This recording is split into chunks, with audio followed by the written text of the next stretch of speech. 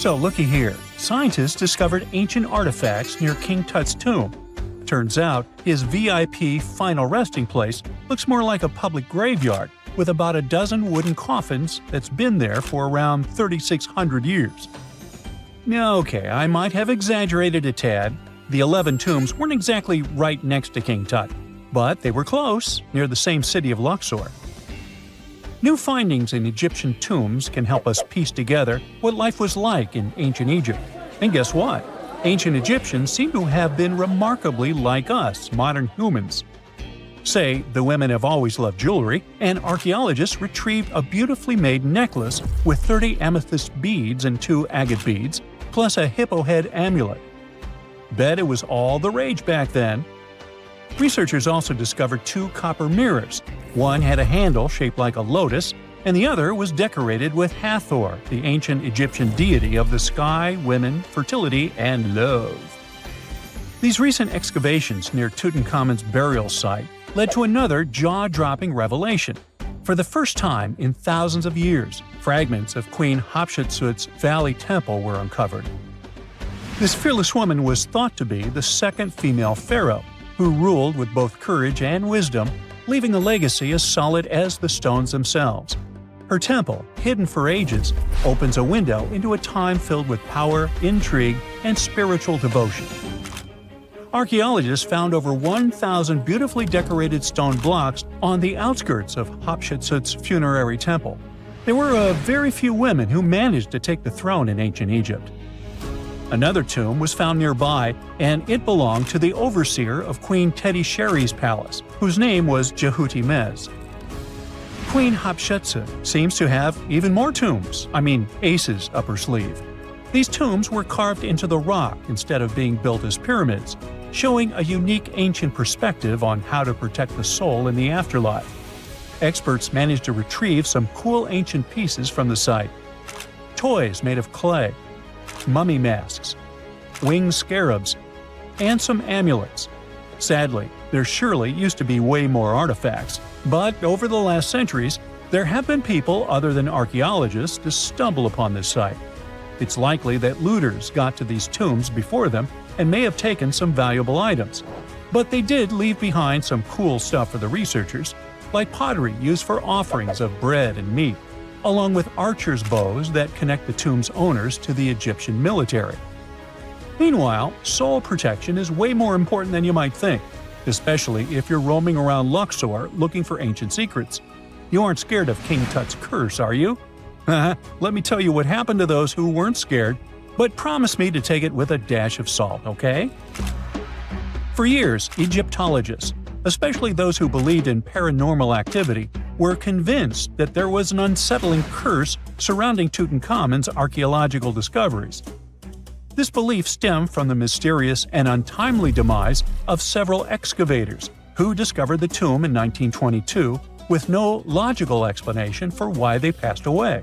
It was just easier to chalk it up to something supernatural and avoid the whole mess.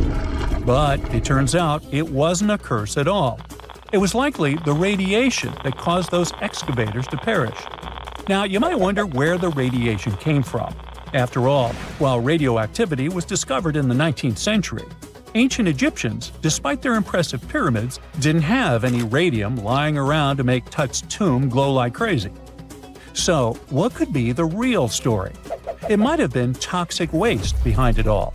Toxic levels of radiation from uranium and hazardous waste have been lurking inside the tomb since it was sealed over 3,000 years ago.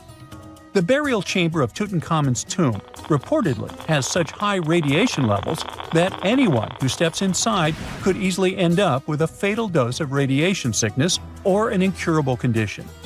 By the way, you can have a somewhat similar level of radioactivity if you don't get rid of those moldy dinner leftovers you left to perish in your fridge a month ago. But this radioactivity isn't exclusive to Tutankhamun's tomb. Ancient Egyptian artifacts discovery is rewarding yet dangerous due to unusually high radiation levels in Old Kingdom tombs all over Egypt. Geiger counters have detected radiation at 2 sites near the Giza pyramids, and radon, a radioactive gas, has been found in several underground tombs in Saqqara. Interestingly, Experts believe that the builders of these ancient tombs were aware of the toxins, as some eerie warnings were carved into the walls of many tombs.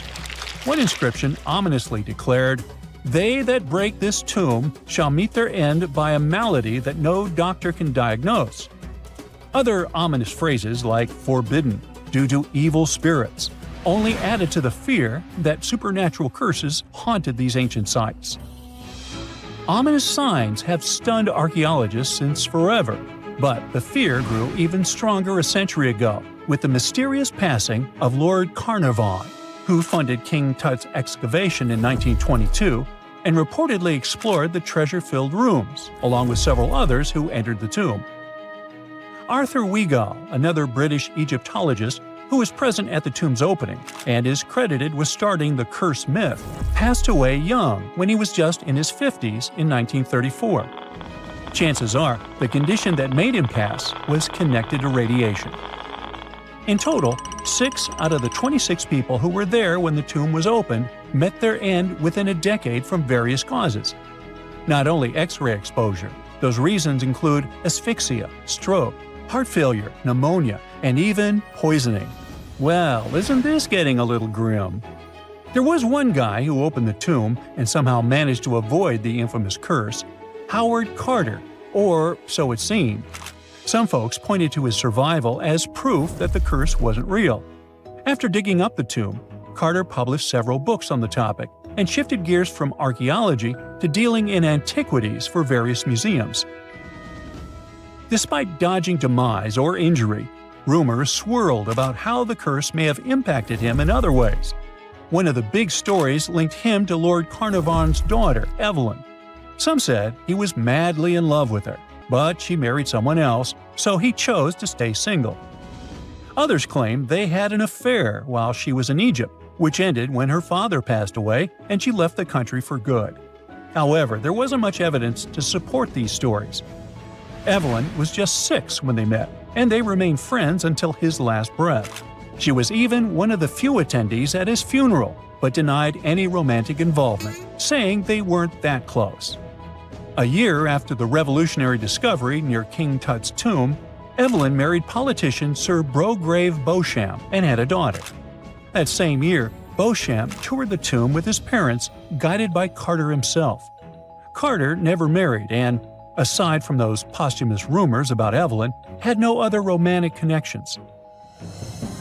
While the curse adds an intriguing twist to his life story, his tendency to keep relationships at arm's length was evident long before the tomb was opened. It seemed Carter just wasn't a people person. In 1939, after battling a serious illness, he ultimately succumbed to fate. He was 64, which was a pretty common life expectancy in the UK back then, so no one really thought it was off and linked it to an ancient curse. When he passed, it turned out he had several artifacts from Tutankhamun's tomb in his London apartment, which were eventually sent back to Egypt, marking what some viewed as the curse's end. Who knows? Maybe if he hadn't had all those ancient souvenirs at his place, he would have lived way longer. But all the other demises might seem off. The curse theory was likely fueled by some strange events during the excavation. Carnarvon got a mosquito bite that became severely infected, and around the time they opened the tomb, Cairo experienced a bizarre power outage and a freak sandstorm. Back in England, the Earl's dog, Susie, managed to escape from Carnarvon's house and began barking frantically at seemingly nothing. At least that's what the staff and family saw. Strangely enough, at the very moment her owner's heart stopped, Susie started howling and fell down without showing any signs of life. Maybe radiation didn't play a crucial role after all, and those were indeed ancient artifacts from King Tut's tomb that made them all perish. Spooky, huh? Wow! Scientists have found a lost city beneath Egypt's pyramids, and it's incredibly large, bigger than the biggest target you can imagine. Underground chambers, passageways, and vertical structures. Scientists have no idea what purposes they serve.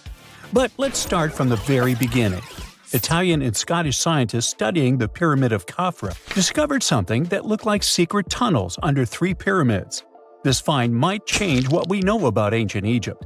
The expedition, called the Khafra Project, was led by Corrado Malunga from Pisa, Italy, and Filippo Biondi from the University of Strathclyde, Scotland. Their mission was to focus on exploring Khafra's pyramid, the second largest on the Giza Plateau. Scientists uncovered a massive structure beneath the Pyramid of Khafra. Could it be an ancient Egyptian underground city? The experts analyzed the data they had and came to the conclusion that 8 large vertical structures could be hiding beneath, possibly wells or shafts. They extend a staggering 6,500 feet across. Imagine placing 2.5 Burj Khalifas on the ground, one after another, and you get the sheer size of this find. These shafts also plunge nearly 2,000 feet underground. Some of the deepest underground stations in the world are located at a mere 380 feet underground or so. These cylindrical shafts are surrounded by spiral paths. Picture some old Gothic castle. They're connected to 2 giant, weirdly shaped chambers. Are those cubes? Or possibly bowls? Each of these chambers is likely more than 260 feet across. Now, even though we know about the structures now, no one has figured out their original purpose yet. Want to hear something even more shocking? Okay then. The team is almost sure that similar access points can be found under all 3 pyramids. In other words, all of them might be linked by a hidden system of underground tunnels, chambers, and passages. Even deeper, about 4,000 feet under the surface, there might be more unknown structures. And doesn't it add to the mystery? But the coolest news is that, according to some team members, these hidden structures near Giza pyramids could align with the legendary Halls of Amenti. In ancient Egyptian mythology, it's a place where people are believed to arrive when they're close to the end of their days. There, they are said to take a 3-day-long trial, facing their biggest fears. Now, how did scientists even discover these hidden spaces? To uncover them, researchers used 2 satellites positioned 420 miles above Earth. They sent radar signals to the Giza Plateau, and these signals generated detailed images, which were later compiled into a 3D model of the underground layout, including the newly detected shafts. Then, using synthetic aperture radar or SAR technology, which is a type of radar that can penetrate through stone, the team also spotted 5 small room-like structures hidden deep within the pyramid.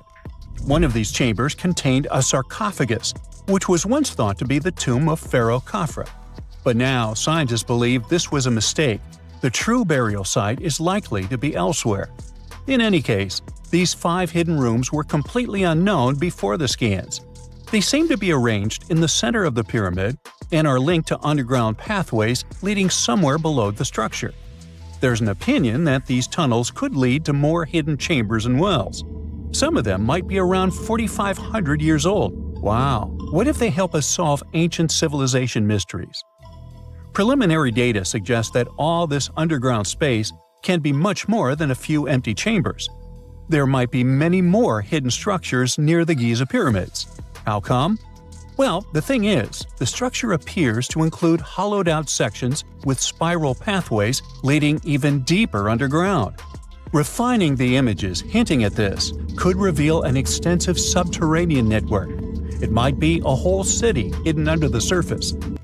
Now, despite the excitement surrounding these findings, there are also a lot of people who don't believe in the existence of the underground city. They're skeptical about the archaeological discovery in Egypt due to the lack of peer-reviewed verification. That's why several archaeologists and radar experts have challenged the validity of the claims. They've explained that the technology used to make the discovery may not be advanced enough to produce such detailed underground imagery. According to them, the 5 smaller chambers found near the surface could be natural formations, since the area had had sacred significance long before the construction of the pyramids. Some experts have even dismissed the use of radar methods in this context altogether. They call these methods scientifically unproven and question their accuracy. The discovery has also reignited discussions about ancient Egyptian myths and the possibility of hidden texts lying somewhere beneath the Giza pyramids. The layout of the newly detected underground chambers shares similarities with mythological accounts of the Hall of Records, a rumored chamber that could preserve early Egyptian wisdom. If confirmed, These findings could significantly reshape the understanding of Egypt's sacred topography. Plus, this lost city beneath Egypt's pyramid could become physical evidence of previously unknown underground structures. That's why the Khafra project is super eager to begin excavating to confirm their findings. But getting approval from Egyptian authorities is a challenging process. The discoveries still need to undergo peer review before they are accepted by the academic community. By the way, this recent archaeological discovery in Egypt comes on the heels of another discovery involving a weird structure beneath the Royal Giza Cemetery, which researchers believe is unnatural in origin. Archaeologists used remote sensing techniques and uncovered a mysterious L-shaped structure underground in the Western Cemetery of Giza. This area is known to house burials of royal family members and high-ranking officials. Many of the tombs in the cemetery have above-ground mastabas, rectangular stone or mud brick structures with flat roofs. But there is an area in the center of the cemetery where there are no above-ground structures. To investigate this unexplored region, the team used electrical resistive tomography and ground-penetrating radar. ERT works by sending electrical currents into the ground and measuring the resistance to detect remains. As for GPR, it sends radar into the ground and maps the structures based on the radar's return. The team found an anomaly about 6.5 feet beneath the surface.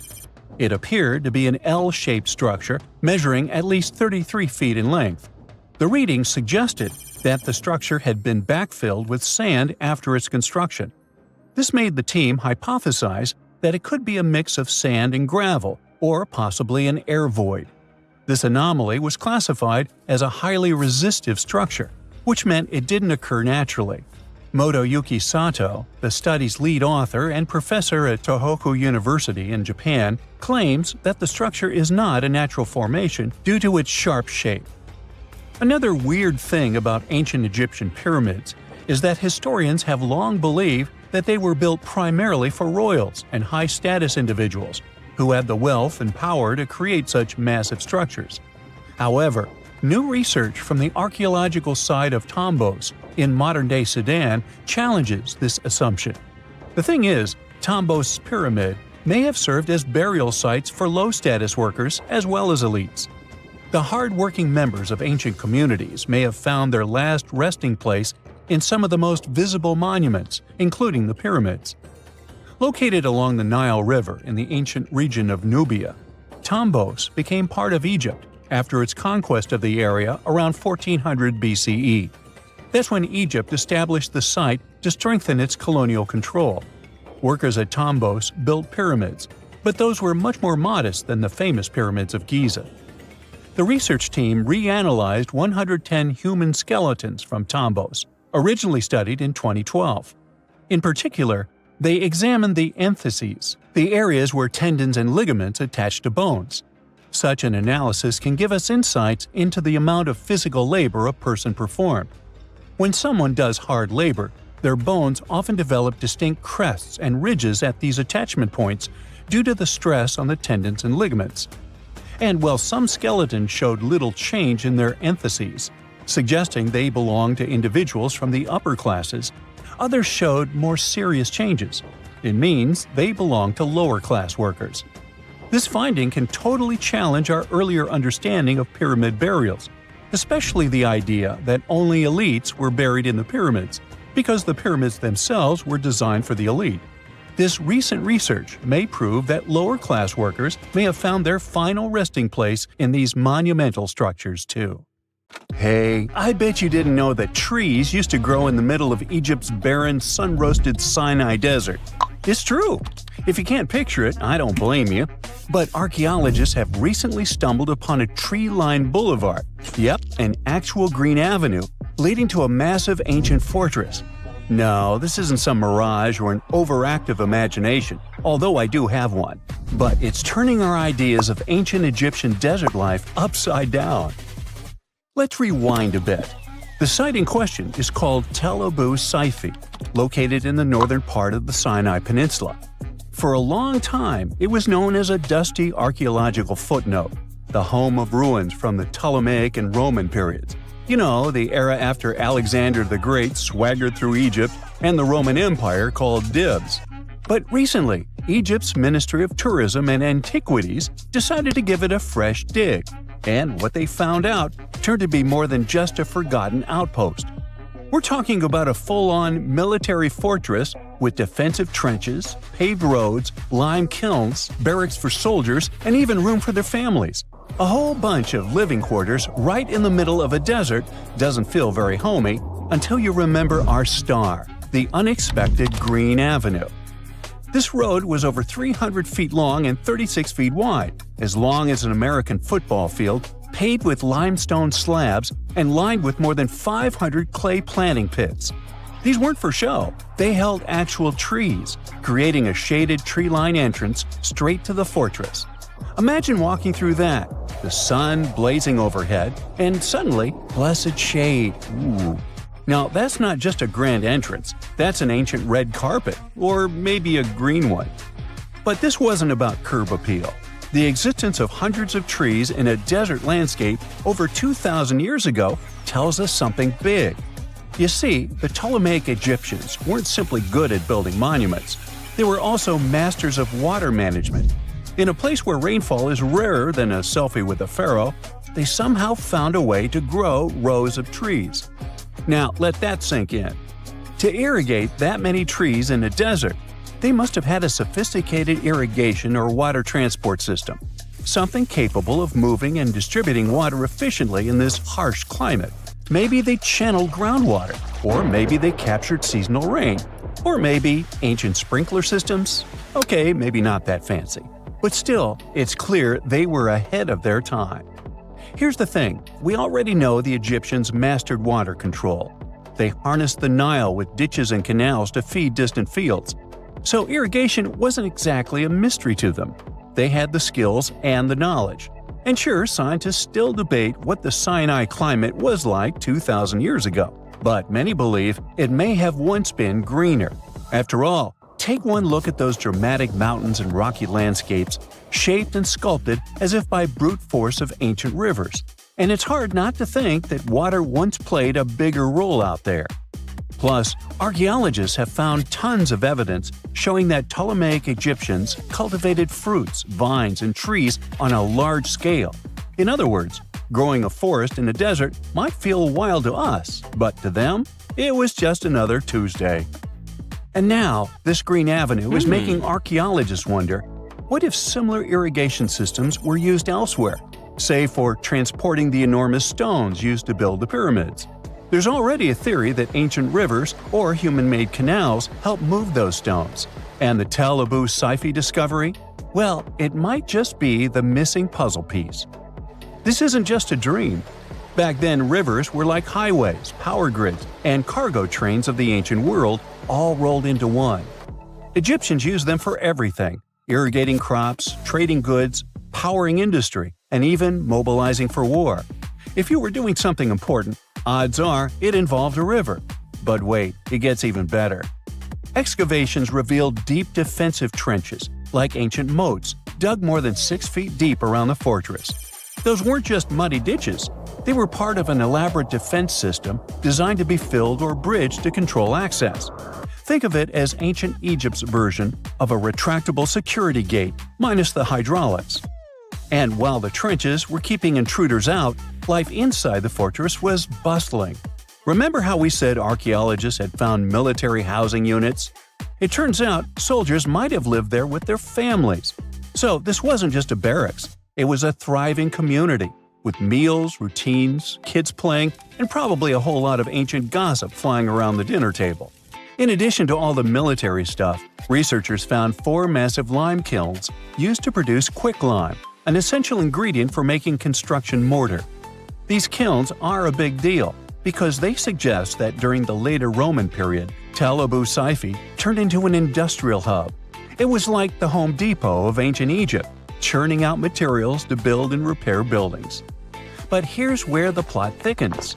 Underneath all of this, beneath the roads, the trenches, the kilns, archaeologists found the corners of an even older structure, a mystery building. Could it be the remains of a third, much older fortress? or an ancient cemetery or lost city? Nobody knows yet, but one thing's clear: this story isn't over. Honestly, this might be the coolest archaeological cliffhanger of the decade. So, what does this all mean? Well, for starters, it challenges everything we assumed about desert life in ancient Egypt. For the longest time, deserts were thought of as natural barriers, dry, deadly, and empty. But this find suggests that the desert might have once been green and full of life, not because the climate was dramatically different, but because the Egyptians were incredibly good at bending the environment to their will. They didn't just survive in the desert, they transformed it. It also adds fuel to the fire in the age-old debate about ancient Egyptian tech. If they could build a fortress with tree-lined roads, moats, irrigation, and industry in the middle of the Sinai, is it really such a stretch to imagine they could engineer water channels to move pyramid stones? Forget the Ancient Aliens TV show. Sure, it's entertaining, I'll give you that, but it makes us forget something crucial. Those people were brilliant. A lot of what we call modern technology is recycled ancient ingenuity. And who knows how much knowledge we've lost over time. Meanwhile, the dig continues. Scientists are now mapping the entire Tel Abydos site, trying to piece together how all the structures connect. Some want to analyze soil samples to find traces of old tree roots and maybe even figure out what kinds of trees once grew there. Imagine if they were date palms. We might be looking at the world's oldest snack lane. You already know that the implications of the discoveries don't stop with history books, right? This kind of discovery has modern relevance too. Our world is going through a lot of change, with crazy weather and huge heat waves. So maybe we should be asking, what can we learn from ancient civilizations that once made the desert bloom? If nothing else, Tel Abydos sci-fi reminds us that the ancient Egyptians were more than just pharaohs, pyramids, and mummies. They were visionary planners, eco-architects, and straight-up problem solvers. They didn't wait for nature to hand them what they needed, they engineered it. And thanks to discoveries like this, we're getting a clearer picture of just how advanced and, frankly, how cool ancient Egyptian civilization really was. So next time someone tells you deserts are just empty wastelands, you can hit them with this fun fact. Over 2,000 years ago, in the heart of the Sinai Desert, there was a fortress with a tree-lined avenue, moats, military housing, an industrial center, and even a secret underground structure. Take that, sand dunes! Who knows what else is still buried out there, waiting to rewrite history? For over 3,000 years, no one knew this place even existed. And then, out of nowhere, archaeologists digging near Alexandria uncovered something absolutely shocking: a forgotten Egyptian city. This place is buried under Greek ruins, hiding secrets that could rewrite the history of pharaohs and their armies. And one of the artifacts, which looks like a simple wine jug, changed everything. We thought that we already placed all the important parts on the map of ancient Egypt: pyramids, Thebes, Luxor, Alexandria. But nope, the map just got an update. The new city was a big deal, and it's about 3,400 years old. It's just been discovered at the site called Kom el Nugus. This place is located west of Alexandria and tucked between the Mediterranean and a saltwater lake called Lake Mariut. This discovery raised a few eyebrows. Scientists thought that this place used to be empty and that it was only settled by the Greeks in about 332 BCE. But it turns out that people lived in Kom el Nugus way before that. When archaeologists were digging through Greek ruins, they started noticing something unexpected: mud brick walls. Yep, you know, the pyramid type. That's the kind Egyptians built during the New Kingdom. These mud bricks were made from mud, clay, sand, and straw. These ingredients were mixed with water and dried in the sun, not baked. Egyptians used them for thousands of years to build houses, temples, palaces, and yes, the pyramids. Of course, other civilizations did use mud brick too, but Egyptian mud brick is kinda quirky. They used straw that grew in their regions, layout styles, and mortar. That's what helped the experts realize that Egyptians used to hang out in Kom el Nugus. That alone raised eyebrows, and then they found more. an entire street layout, buried structures, and even a temple built by Ramses the Great himself. His name speaks for itself. This guy was one of the most famous pharaohs in all of Egyptian history. He ruled ancient Egypt for 60 years, fought huge battles, and just loved building tons of stuff like that temple. People loved him so much that later pharaohs literally pretended to be him or wrote his name on their buildings. That's when archaeologists realized that they weren't looking at some dusty mud bricks of a tiny village. That's an entire buried city. They immediately started digging more. Turns out the whole place wasn't random. It was built with great care. The streets had drains to stop rainwater from damaging the soft mud-bricked walls. There were also small tomb chapels with writings about soldiers. This suggests this place might have been the military base, and that changes a lot. In ancient Egypt, when the military showed up, there must have been a reason. So what was it? Protection? Conquest?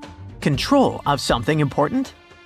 In the case of this city, it was probably about wine, water, and trade on the edge of the desert.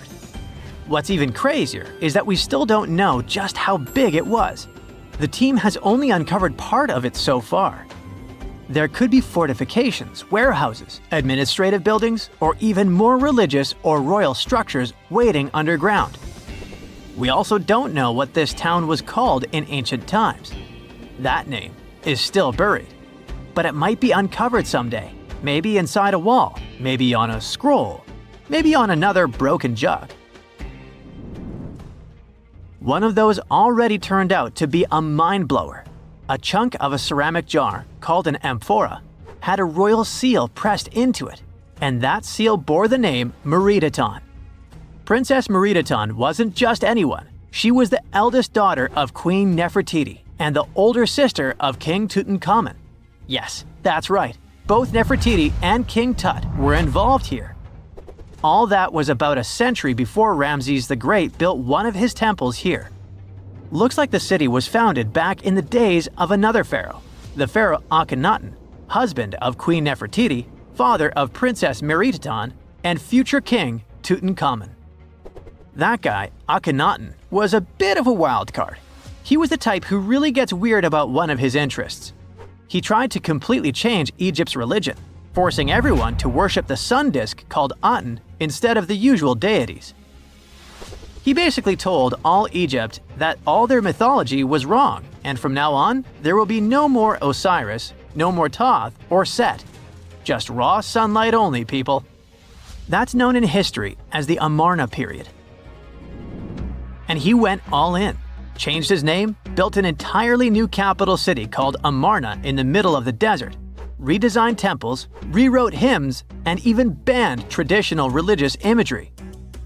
Even the art got wild at the time. People started getting elongated heads, belly rolls, and all that humanity and vulnerability carved into stone. It was deliberately weird. He wanted to show the family not as perfect gods, but as human vessels of divine light. Everyone had to awkwardly smile and play along because he was the pharaoh after all. The wackiest part is that after his rule, his son, Tutankhamun, reversed all the sun disk related stuff. He literally changed his name from Tutankhaten, which means living image of the Aten, the sun disk, to Tutankhamun, which means living image of Amun, one of the great older deities. King Tut brought back the old deities, reopened the temples, and erased as much of Akhenaten's legacy as possible. Looks like his family didn't really like the sun cult after all. Meanwhile, this discovered wine jug shows that the city was probably active, thriving with life during Akhenaten's times. That's huge. Up until now, there was no clear evidence that his radical ideas and projects extended all the way to the north. The jug also shows that vineyards and wine production reached all the way to the north in ancient Egypt. Wine really was a huge deal, worthy of placing a military base here. Princess Meritaton most likely used this jug. Just like with her brother, she was born into the sun and named after it. Her name, also spelled Meritaton, meant beloved of the Aten. As the eldest daughter of Pharaoh and his queen, born right into the middle of radical religious changes, she was raised to perform the future queen's duties. From her earliest years, she walked in temples alongside her mother Nefertiti, shaking the sistrum in solemn rituals. She was there when Akhenaten established his capital city, Amarna. He clearly loved his family. Meritaton's face was etched into its stone walls more than anyone else. In every temple, in every sacred scene, her figure appears, revered. Things get foggy in history after her father passed away. The throne wobbled. King Tut was very young, only 9 years old when he had to take new duties. Meritaton seemed to have been a brief step between her father and her younger brother. She married someone called Smenkhkare. History isn't even sure who that mysterious man was. Could have been a puppet, a phantom king in a crumbling dynasty. May have even been her brother. Whatever the truth was, these two took power and ruled together for a while. Meritaton got the title of the Great Royal Wife, a title of immense power. But Smenkhkare was a very short-lived ruler. He passed away just in about a year. There are some speculations among historians that Meritaton was the actual ruler, the informal female pharaoh, because her brother was too young. Some theories say that she raised Tutankhamun and became a sort of queen regent, mentoring the child who would be used to restore the old order. But all this is unconfirmed. It's very hard for historians to find information about that time because the Amarna period was later condemned. The successors wanted to wipe away Akhenaten's heresy and everything attached to it. This included Meritaten.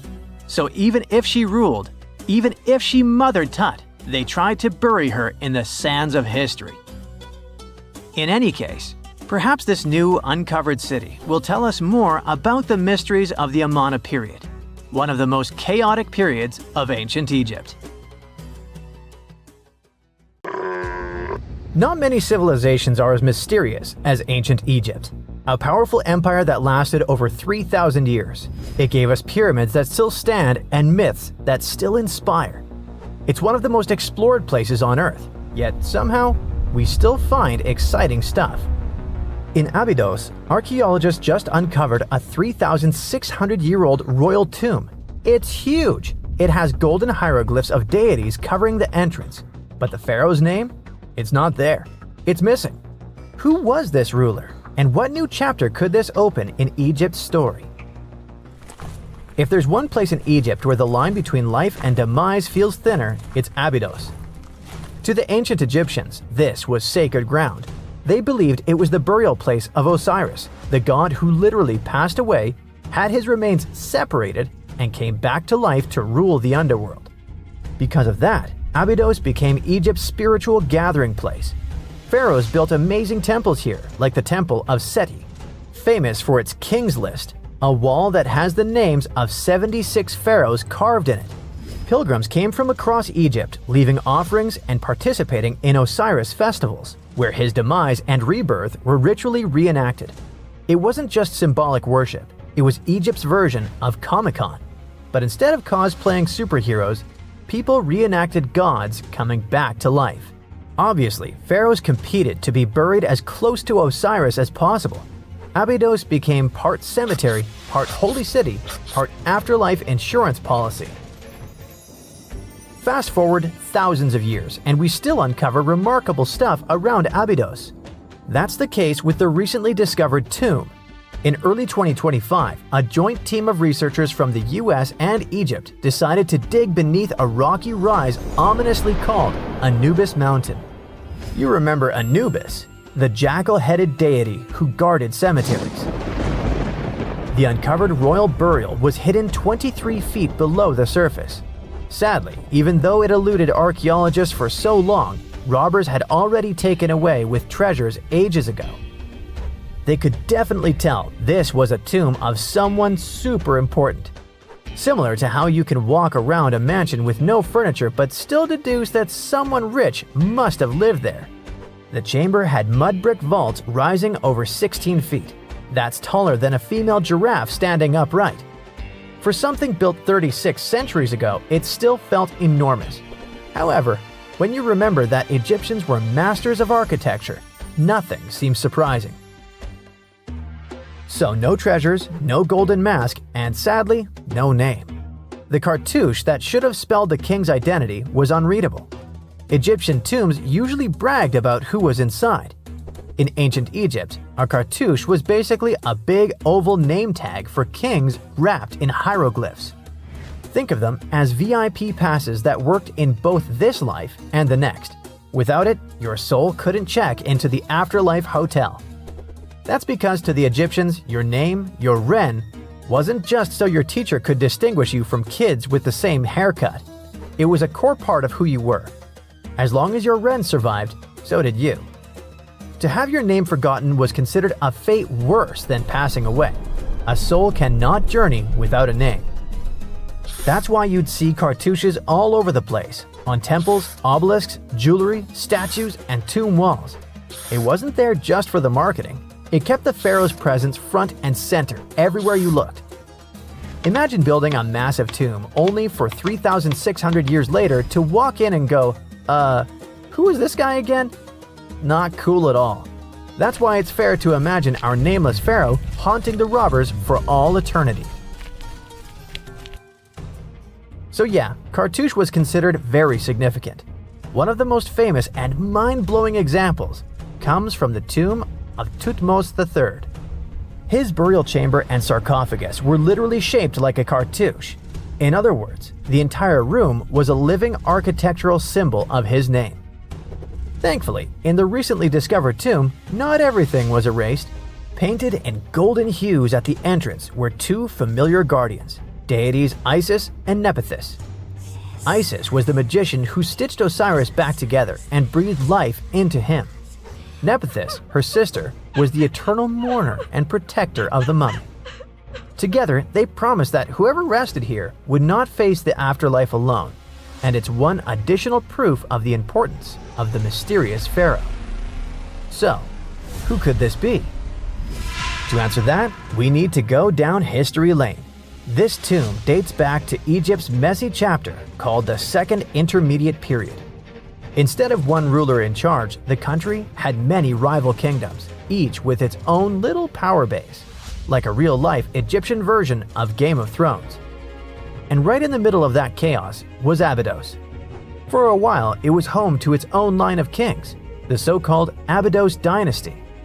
Those weren't the pyramid builders everyone knows, and that's why they're so mysterious. They left behind almost nothing. No great monuments, no sprawling cities, just fragments of names on broken blocks. For centuries, many scholars even doubted they existed at all. That sorta changed in 2014, when archaeologists uncovered the tomb of Senebkay, one of those shadowy kings. Now, everything we know about Senebkay points to him having quite a story to tell. His bones revealed 18 deep wounds, the kind you get in battle. He had blows to his skull, back, and hands, and likely lost his life fighting, making him one of the few pharaohs we know who sadly fell in combat. His tomb was modest, with reused artifacts from earlier kings, but it delivered one priceless thing: proof. Until Senebkay, the Abydos dynasty was just a theory. With him, it became real.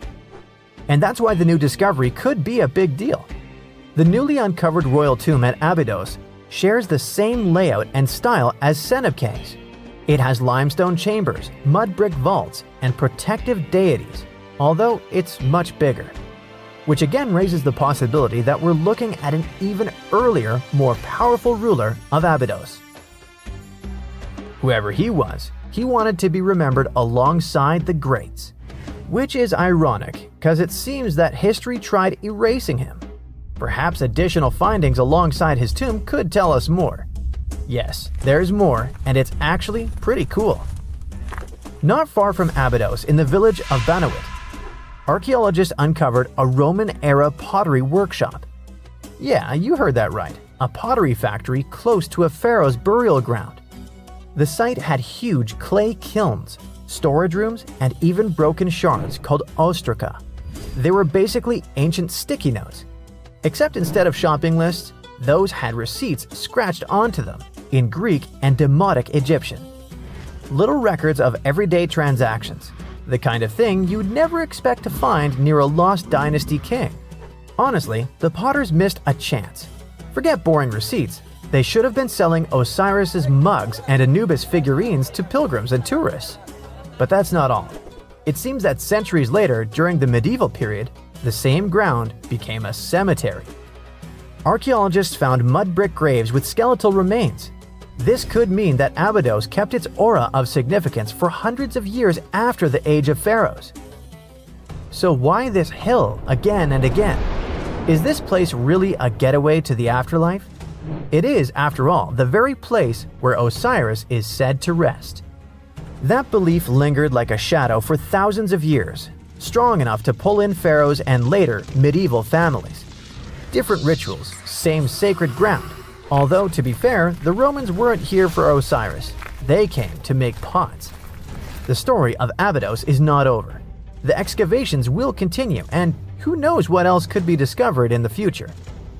Today, archaeologists are armed with tools that are basically X-ray glasses for the desert. Every scan could reveal a hidden chamber, or if we're lucky, finally give our nameless pharaoh his wren back to him. In fact, I became strangely invested in finding out who he was. So let's hope for some news soon. It's only a matter of time. Do you have your own theories? Let me know. Archaeologists recently found something fascinating from a forgotten Maya kingdom, a tomb hidden in a collapsing pyramid. Inside, there was a king buried for 1,700 years, a jade mask that looks almost human, but not quite. And all this thanks to the looters who missed it by just 6 feet. They stumbled upon it in 2022 in the dense jungles near the border of Guatemala, Mexico, and Belize. In Mayan times, this little place used to be called Xochitlam. It's a lost city, half swallowed by jungle. This place meant pretty much nothing compared to other big Mayan cities, like Tikal or Teotihuacan, or so we thought. The team found a tomb of a Mayan ruler. The artifacts, the names of kings, all this revealed that Xochitlam wasn't just some tiny village. It was a pretty important place for that culture, and what they found inside that tomb may rival the treasures of any Maya metropolis.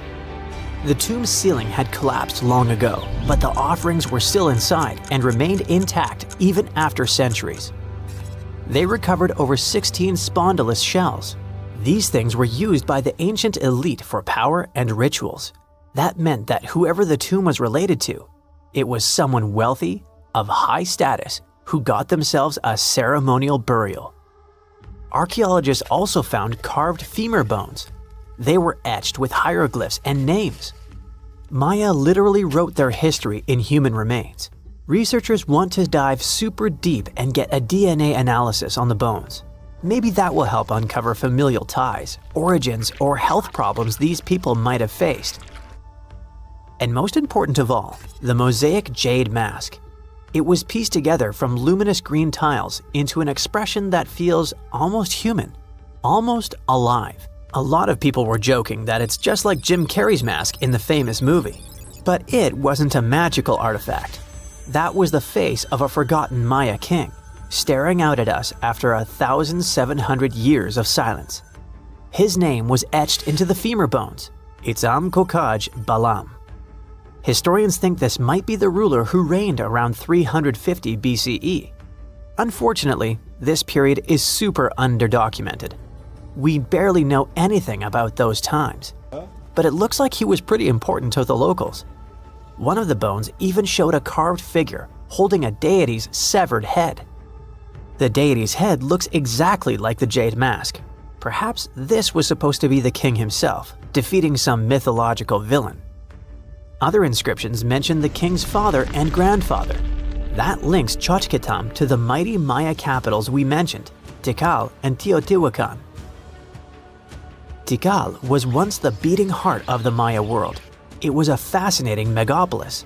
A city rose from the Guatemalan lowlands with towering step pyramids that scraped the sky. That place was home to tens of thousands of people. It was also a hub of art, astronomy, and culture. The rulers were worshipped almost as living deities.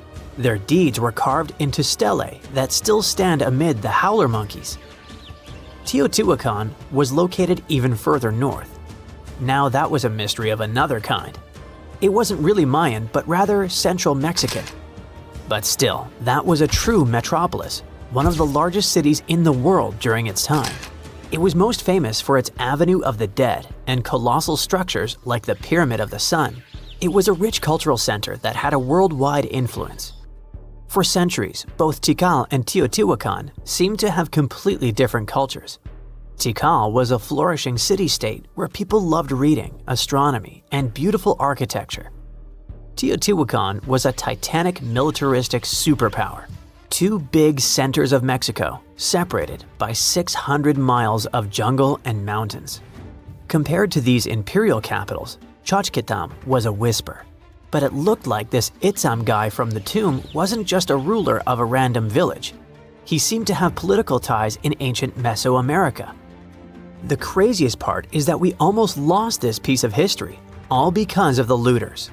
At some point in the past, grave robbers had tunneled dangerously close.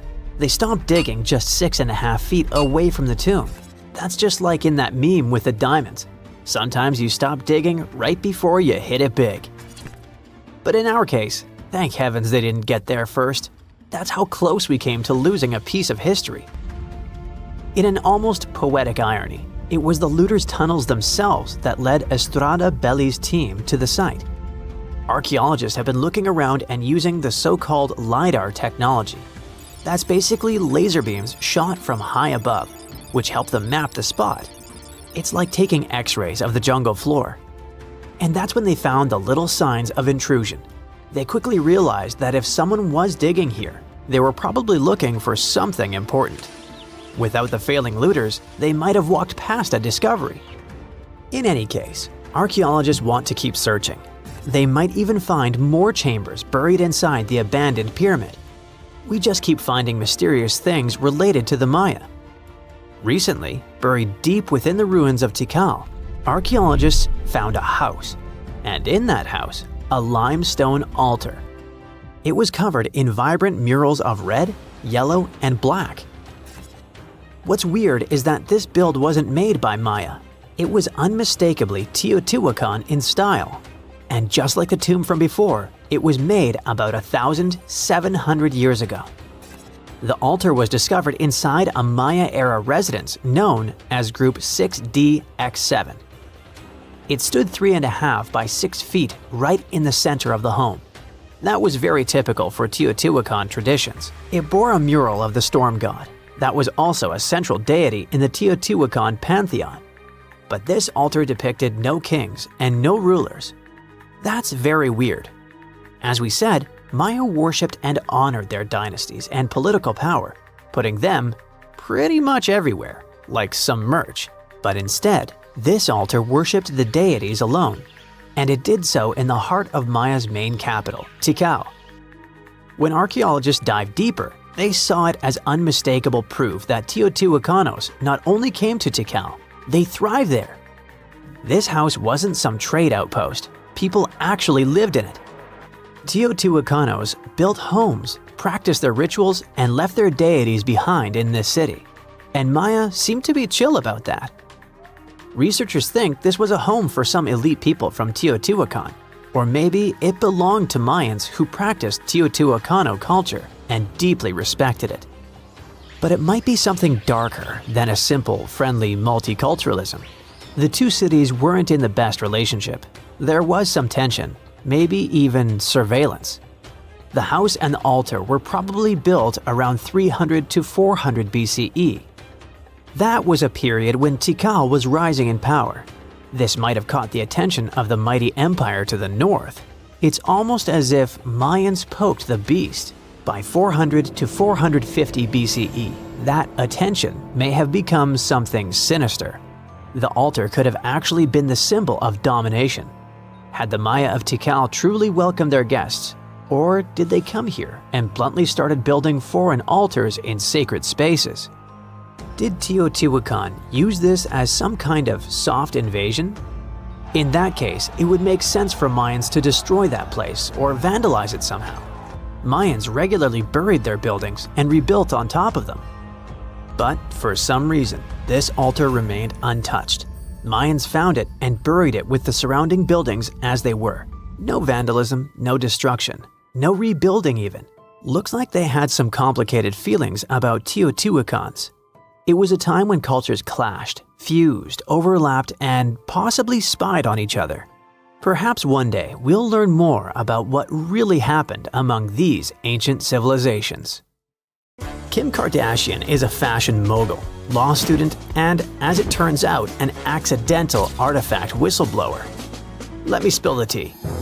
In one of pop culture's biggest plot twists, Kim Kardashian inadvertently posed next to a coffin only a few people knew was stolen. Her picture went viral, and somewhere around the globe, one of the looters involved in stealing the coffin saw it.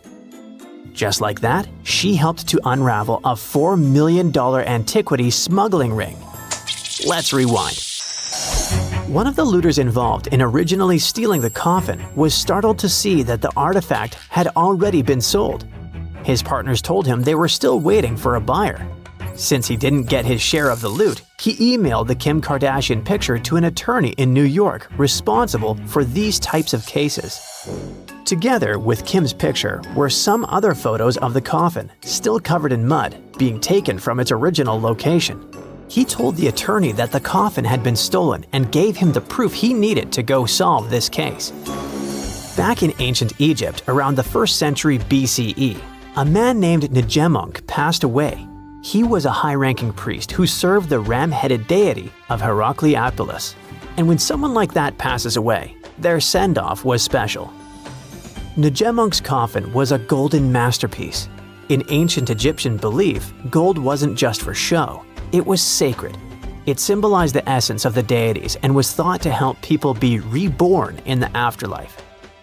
This particular coffin even spelled out its inscriptions, linking the precious metals directly to divinity, rebirth, and the power of the sun. Fast forward to 2011. Egypt was going through major political upheaval, and amid the chaos, tomb raiders took their chance. In the Al-Minya region near Cairo, looters broke into Ngemunk's site. They dug up his gleaming coffin and smuggled it out of the country. First, the coffin landed in the hands of a dealer in the United Arab Emirates who forged export documents, claiming it was a Greco-Roman artifact to disguise its true Egyptian origins. Then it traveled to Germany, where a gallery owner had it restored and, allegedly, faked a license saying it had been legally exported back in 1971. With new papers and a polished look, it was passed to 2 French antiquities dealers who sold it to none other than the Metropolitan Museum of Art in New York for $4 million. And just like that, in 2017, Ngemunk's radiant coffin was on public display once again, this time in New York. The Met was absurdly happy to have acquired this piece. All over New York, you could see buses advertising the Met's new exhibition, based on this ancient Egyptian relic. The Metropolitan Museum of Art is one of New York's most prestigious museums. It's home to some of the world's biggest curators. And once a year, it hosts the celebrity-filled event known as the Met Gala. In 2018, the yearly theme of the world-famous Met Gala was Heavenly Bodies. And that's when Kim Kardashian walked onto the red carpet wearing a beautiful, sparkling Versace gold dress. She was wandering around the museum when she saw something that matched her dress and posed in a photo next to it. Of course, the queen of the internet went viral, standing right next to Ngemunk's coffin. And that's when it all happened. Someone self-described as friends with the original looters sent the photo to Manhattan's Assistant District Attorney, Matthew Bogdanos. Bogdanos had been obsessively tracking down looted artifacts for the past years. He knew there were some important Egyptian artifacts on the illegal trading market, and when he saw the picture, he knew the coffin had really been stolen. The informant shared digital images of the tomb, confirming it had been looted in 2011. And as investigators dug deeper, they found the missing piece, a human finger bone still inside the coffin. Yep, when the looters threw away the mummy's body into the Nile River, they left something behind, one of its fingers. But later on, this piece of evidence was key to proving the artifact's origin. By 2019, the Met returned the coffin to Egypt, and its CEO issued a formal apology. The museum, now aware it had been duped, vowed to overhaul its acquisitions process and even try to recover the money. Meanwhile, one of the European men involved in the forging of the illegal documents of the coffin was arrested in Germany in 2020. He maintains the paperwork was legit, but hey, the evidence says otherwise. Just FYI, next time someone says Kim Kardashian is famous for nothing, remember, Kim Kardashian accidentally helped to solve one of the art world's biggest modern heists. Moving forward, this next story is also worth a few millions, but to some, it should never be sold. Chris Pepe was just 7 when he first glimpsed the sparkling relics, tiny gems in a glass case at his great-uncle's house. Back then, they were just part of the furniture, but as he grew older, he learned the truth, that these weren't just pretty stones. They were discovered beside what's believed to be the actual remains of the Buddha. It all began in 1898, when Chris's great-grandfather, William Claxton Pepe, a British landowner in colonial India, excavated a mysterious mound near the village of Piprawa. Inside a deep stone chamber, he found bone fragments, gold, and crystal reliquaries. One box had an inscription in ancient Brahmi script stating the remains belonged to the Buddha himself and had been gifted to his clan, the Shikyas, after his cremation. The discovery rocked the world. News spread through international papers, and scholars confirmed its authenticity. The discovery even helped map ancient Buddhist roots and identify Lumbini as the Buddha's birthplace. Though it happened during the colonial era, the story is more complex than simple looting. Pepe gave most of the relics away. He gave the bones to the king of Siam, which is now called Thailand, and the rest to Indian authorities. Only a few duplicates of the stones stayed with the family and were passed down through generations. When Chris inherited them in 2013, he and his cousins didn't hide them. They launched the Piprawa project, digitized family archives, and loaned the relics to museums around the world, from New York's Met to Seoul's National Museum, always free of charge. But in 2025, the whole thing became controversial when the family planned to auction the gems at Sotheby's in Hong Kong. The Indian government intervened, even issuing a legal notice demanding the auction's halt, saying that the relics are sacred and a cultural heritage. They argued that the sale violated Indian and international laws, including United Nations conventions, and called for the relics' repatriation to India for preservation and religious purposes. And talking about sacred items coming back home, after more than half a century in exile, 4 ancient bronze sculptures looted from Thailand were finally given back. These pieces are known as the Prakonche artifacts. They consist of 3 Bodhisattva statues and 1 Buddha image that were unearthed in the 1960s by villagers in Buriram province. If you've ever been to that part of the world, you'll know most people are very devotional and connected to their spiritual beliefs. So unearthing something like that is as close to the sacred you'll probably get in a lifetime. But the items were smuggled out and eventually landed in the Asian Art Museum in San Francisco. These statues are estimated to be 1,300 years old. They were tied to a man called Douglas Latchford, a notorious figure in the illicit antiquities trade. Now, after years of pressure, the museum has agreed to their return. Thai officials, along with U.S. Homeland Security, confirmed the artifacts have been deaccessioned and will be soon repatriated. This isn't the museum's first time returning treasures. In 2021, it surrendered ancient lintels after a lawsuit from U.S. authorities. But this latest move hits close to home, literally, for one of the villagers who helped discover the artifacts and never dreamed they'd vanish overseas. Scientists have discovered a never-before-seen pyramid immersed in the sands of Judea. After a little digging, they discovered that it held treasures that had been untouched for over 2 millennia. and historical secrets that we can only now access. At the Zohar Fortress site, 2,600 feet above the Dead Sea, archaeologists were searching for manuscripts that would provide new information about the history of the site. The excavation was originally part of a long-standing campaign launched by the authorities.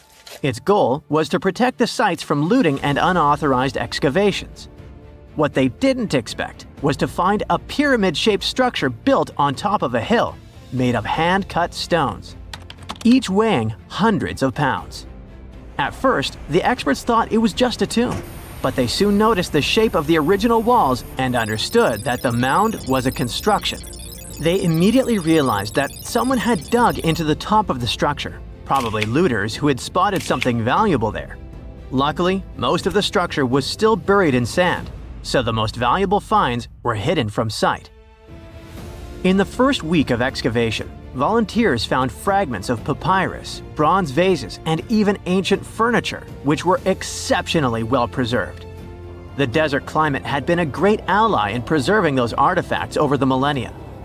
With little humidity in the air, mold cannot form, so organic materials such as wood and fibers are protected from cracking and deformation.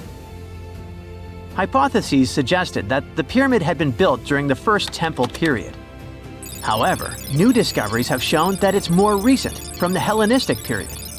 Considering this and the fact that the structure dates back 2,200 years, it's believed that it probably appeared shortly after the death of Alexander the Great, the famous ancient Greek king of Macedonia.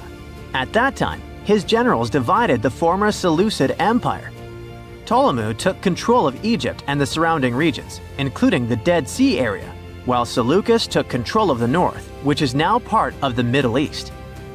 It's still not known for sure whether the pyramid was built under the rule of the Ptolemaics or the Seleucids.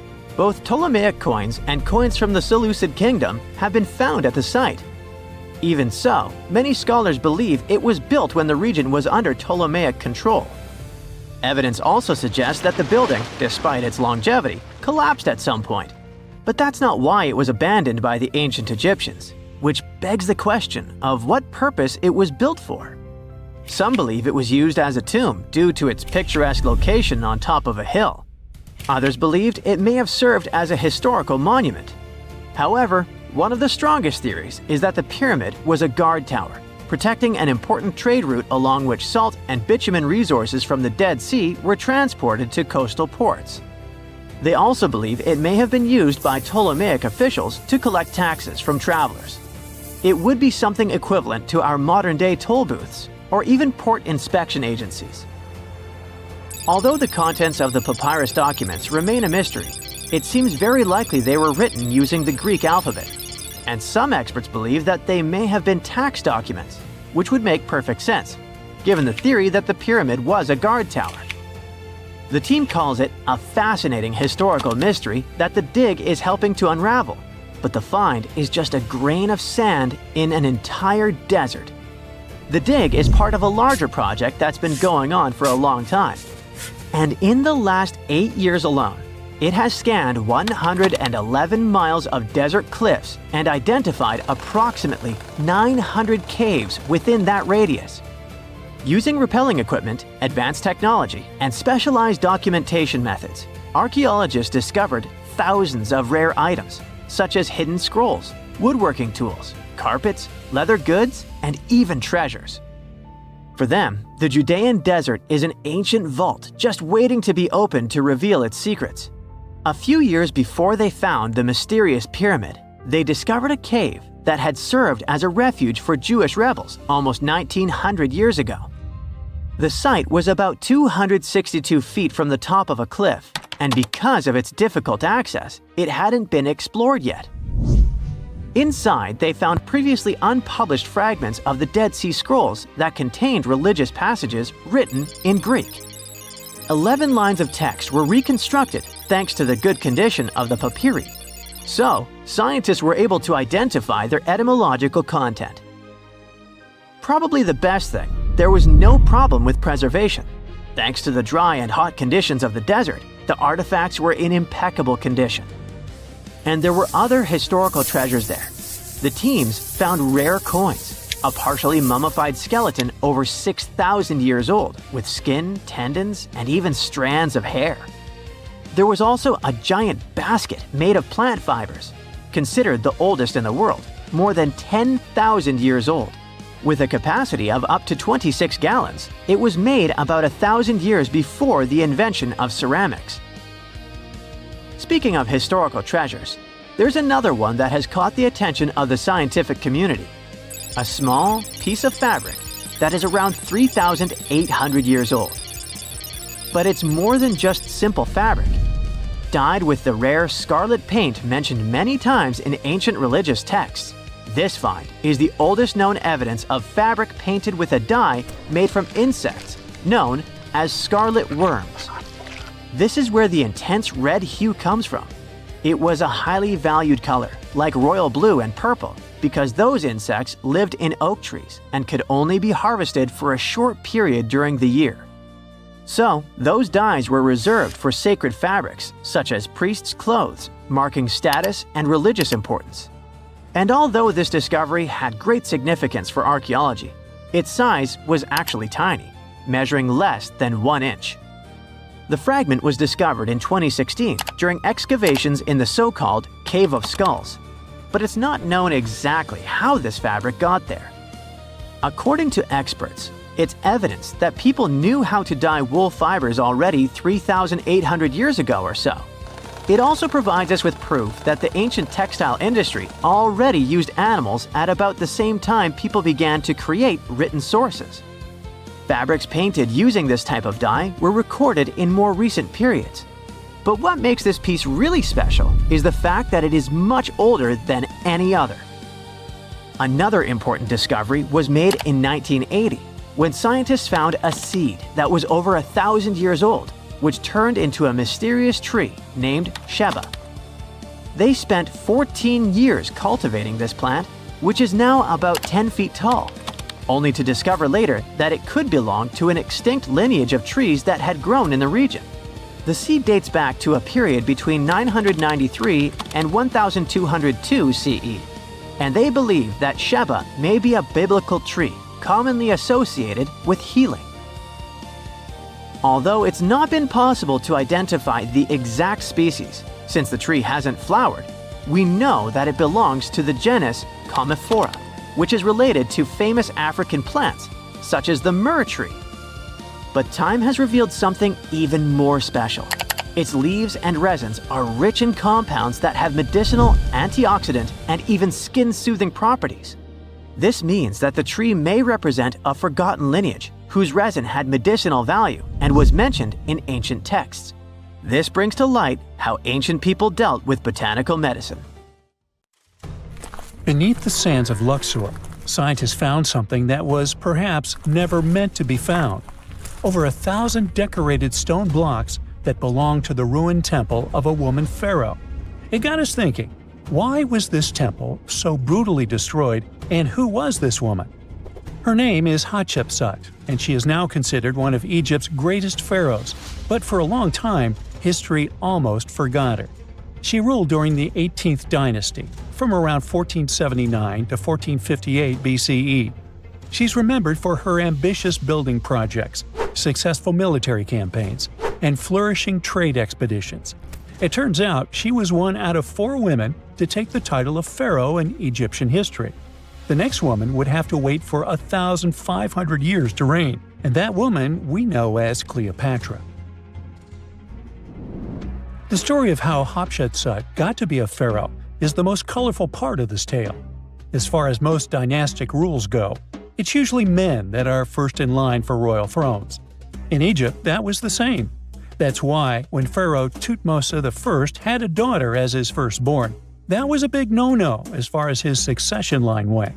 A few years later, Pharaoh Thutmose I passes away. The crown passed to Thutmose II, who ruled briefly, only to leave the throne to his infant son, Thutmose III. In this scenario, Hatshepsut was this pharaoh's stepmother. So what happened was that Hatshepsut served as advisor to her stepson, since he was too young to rule on his own. But after 7 years, she made an unprecedented move. She decided to seize power and declared herself Pharaoh of Egypt. Now, this was not a simple power grab. Hatshepsut understood that if she wanted to rule, she had to present herself as a legitimate king. In a bold move, she adopted the full royal regalia, including the false beard traditionally worn by male pharaohs. She was often depicted in statues and hieroglyphs as a man, wearing the pharaoh's kilt and headdress. But this wasn't about disguising herself. Experts believe she never tried to hide her identity.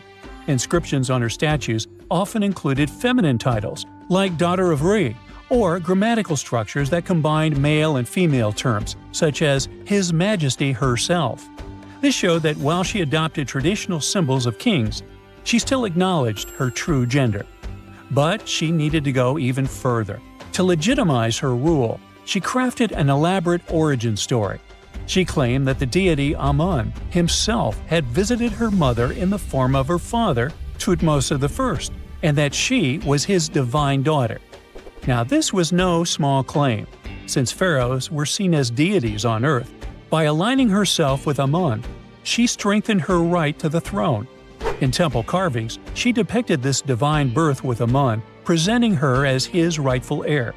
These narratives weren't just mythology, they were tools, ensuring her position remained unchallenged. Hatshepsut also took a new name, Ma'at Kari, which translates roughly to "Truth is the soul of the sun god." The word Ma'at was central to Egyptian beliefs. It represented order, justice, and divine balance.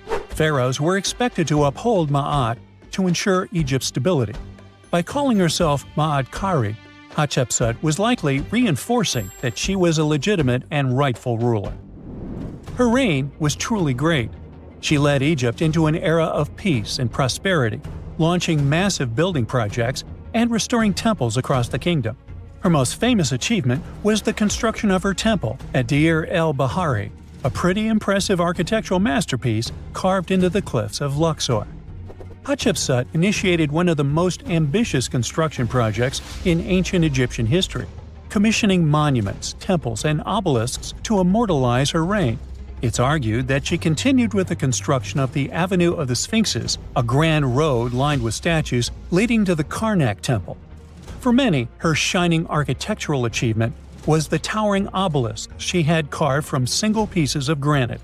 One of these, weighing over 320 tons, still stands today.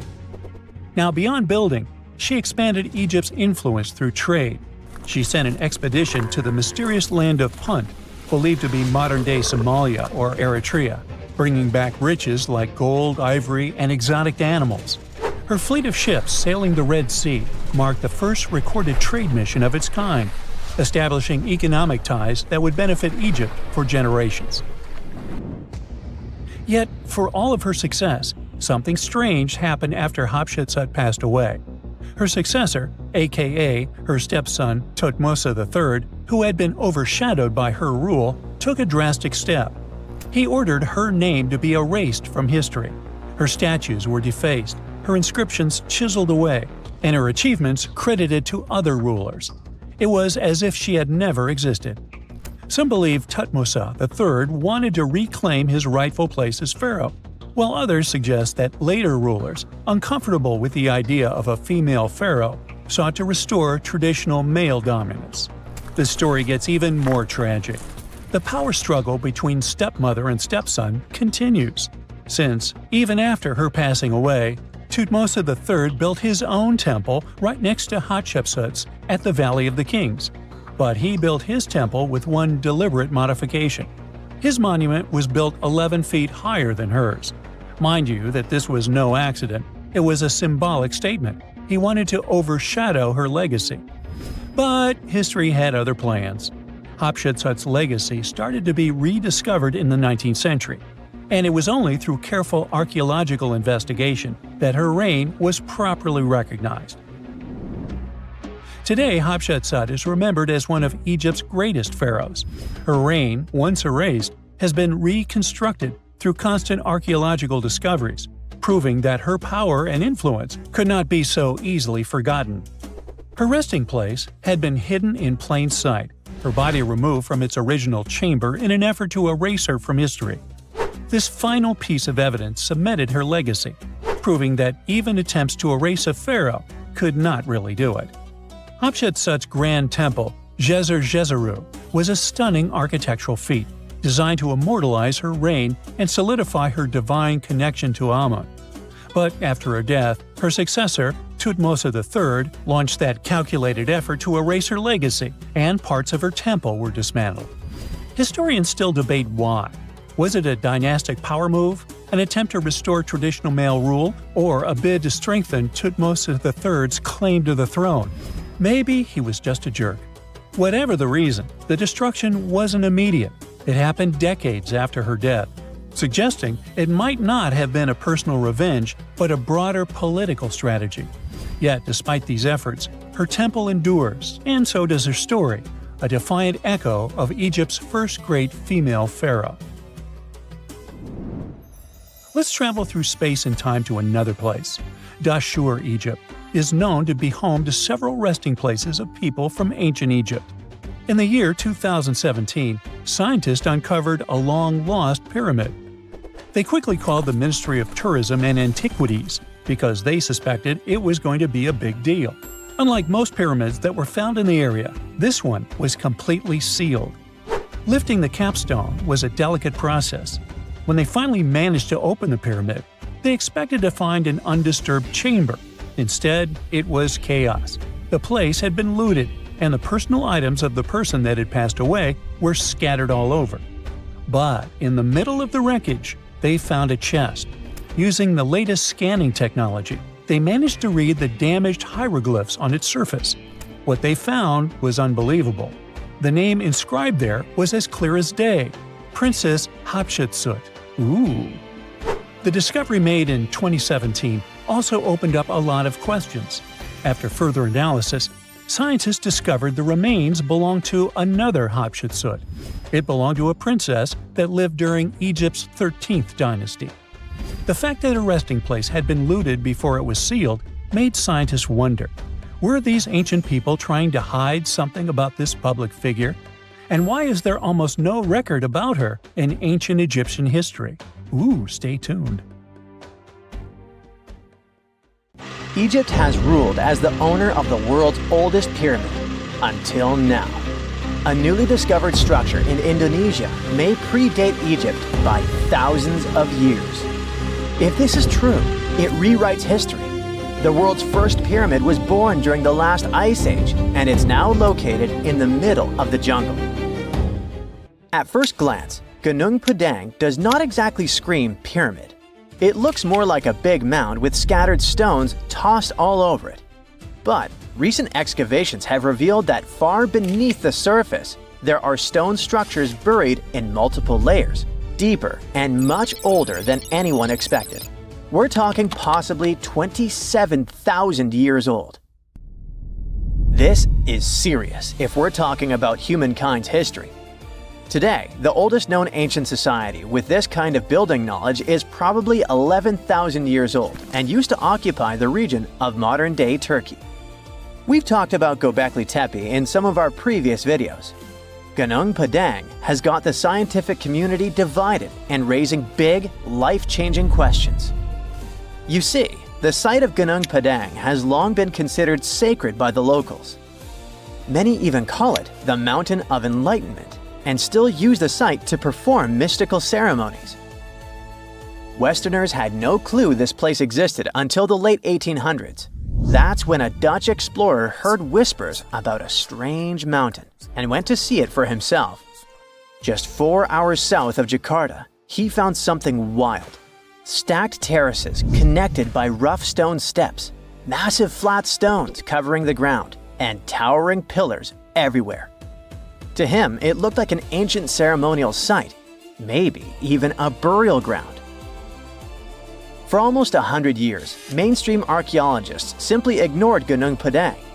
The story resurfaced when a group of farmers brought attention back to the mountain in 1979. By the 80s, researchers finally started digging and found pottery fragments dating back to somewhere between 45 BCE to 22 CE. But here's where this story gets interesting. Some studies suggest the deepest layers of Ganung Padang are between 16 to 27,000 years old. That means this pyramid could have been built during the last ice age. And if that's true, it's older than Egypt's famous pyramids, the ones we thought were the world's first. This whole theory comes from geologist Danny Hillman.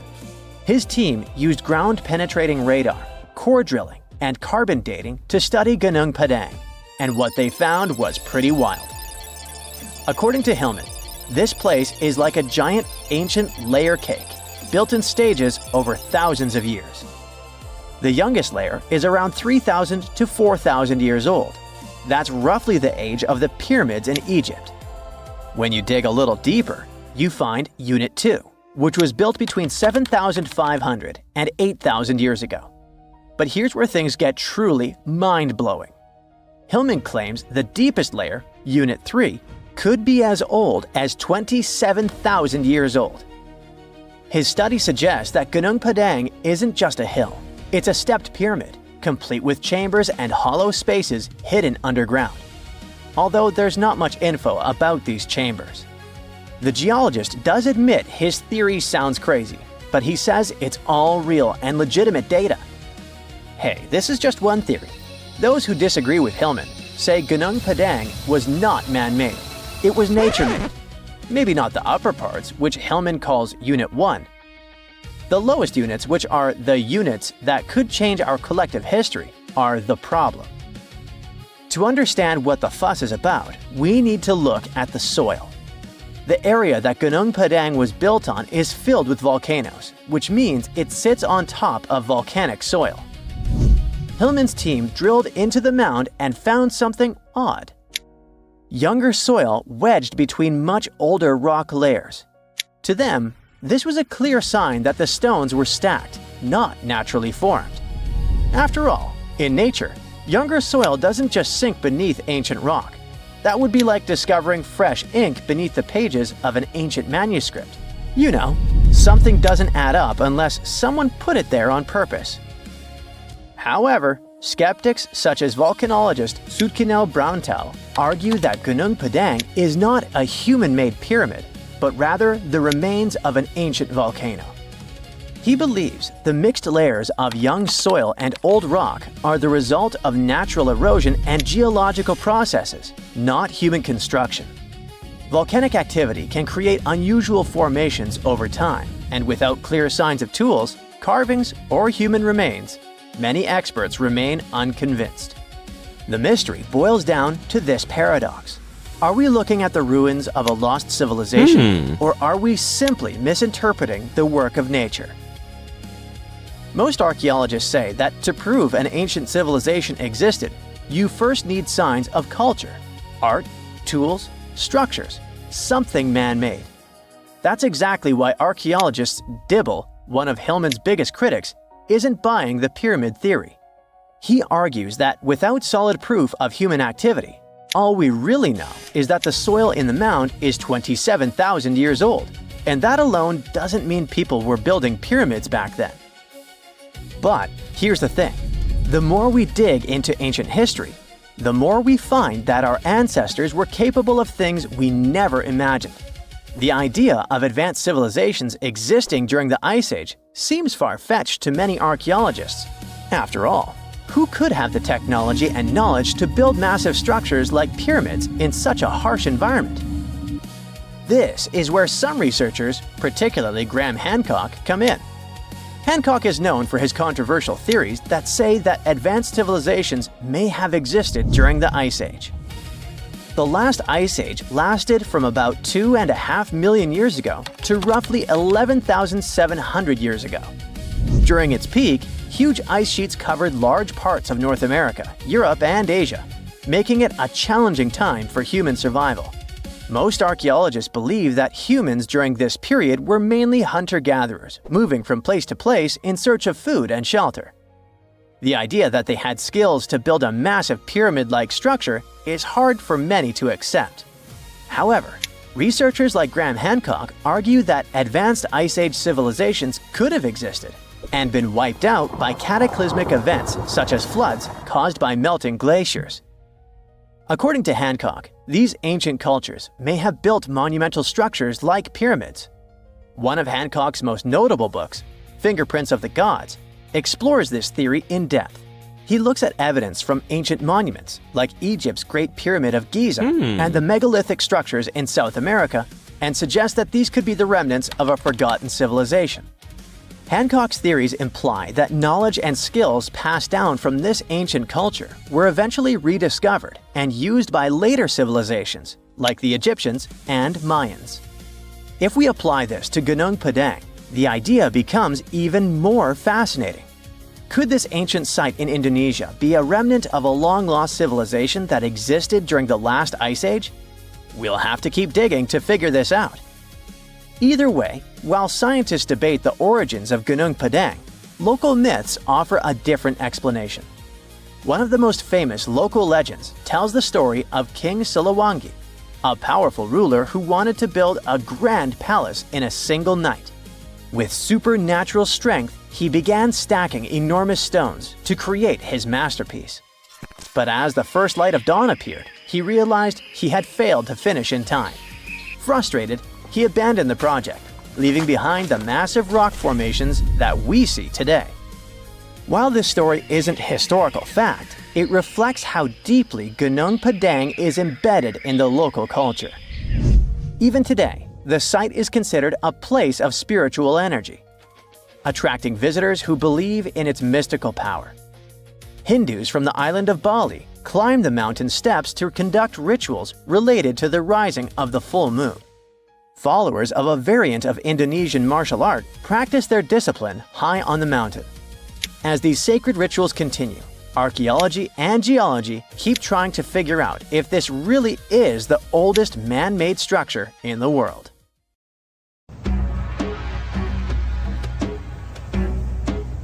This is not a dune set. This is a very real desert in Niger.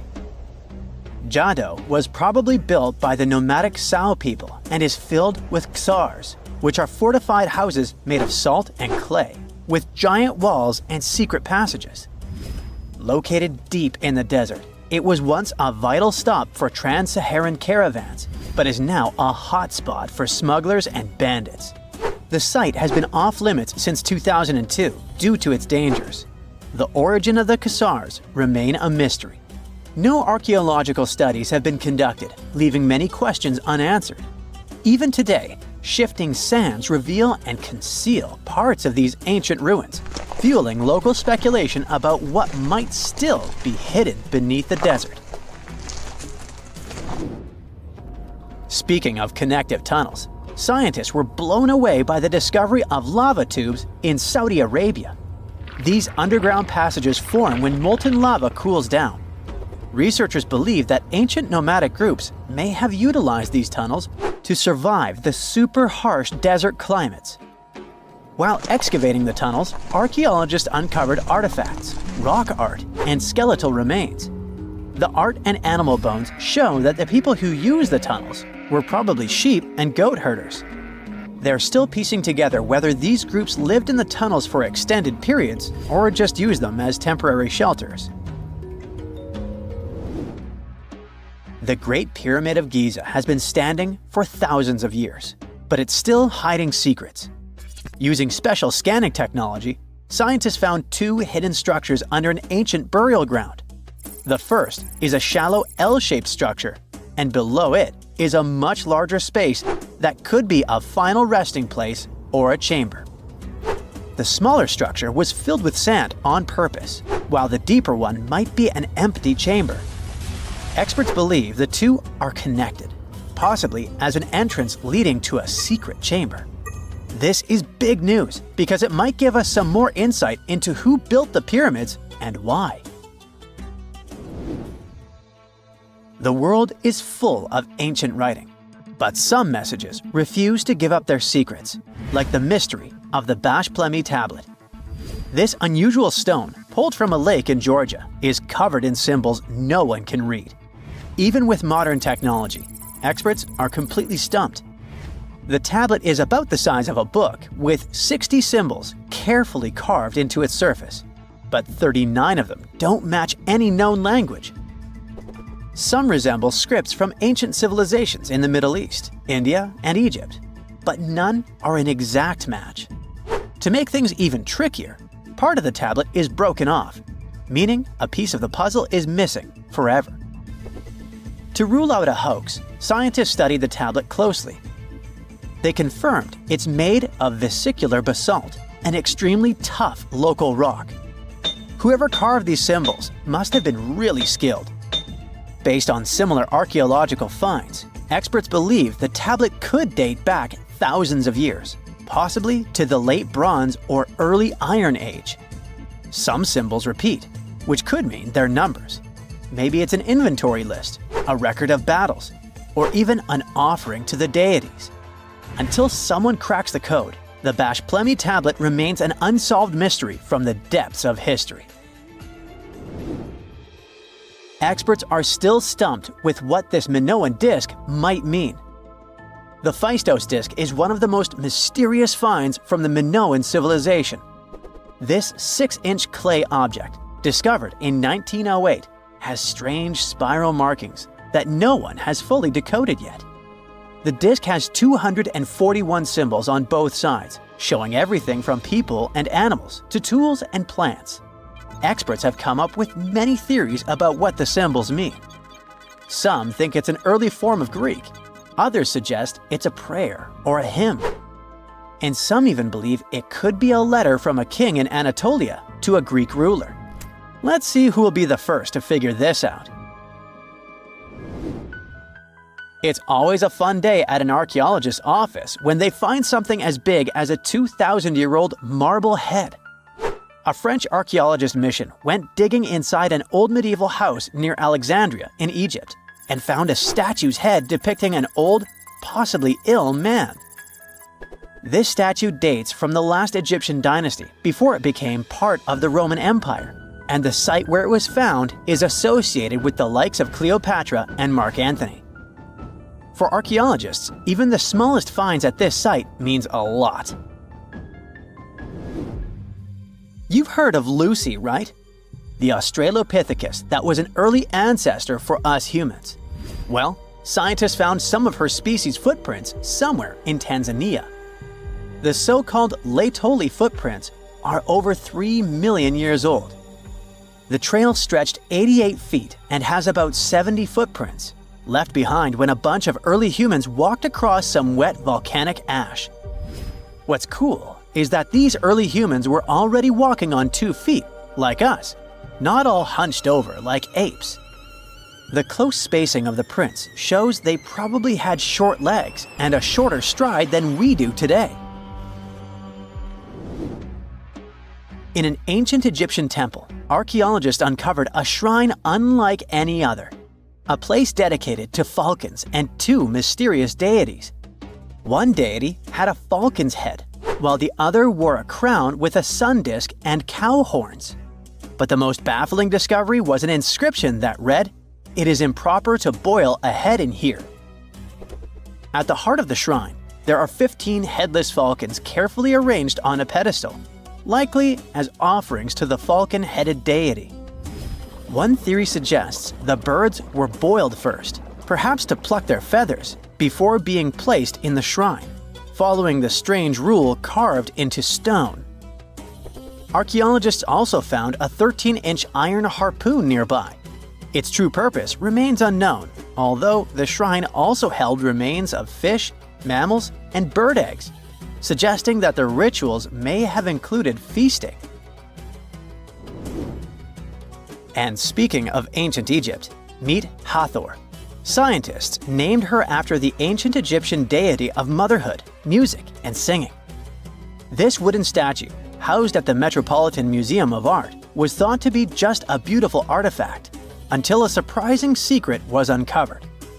Using an X-ray machine, experts found a mechanical operating system inside it, with pulleys and axles connecting her shoulder to her left leg.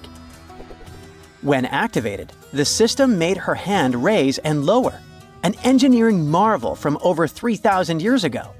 The statue was created during Egypt's Middle Kingdom, around 1800 BCE, and is often compared to 19th century automata due to its advanced design.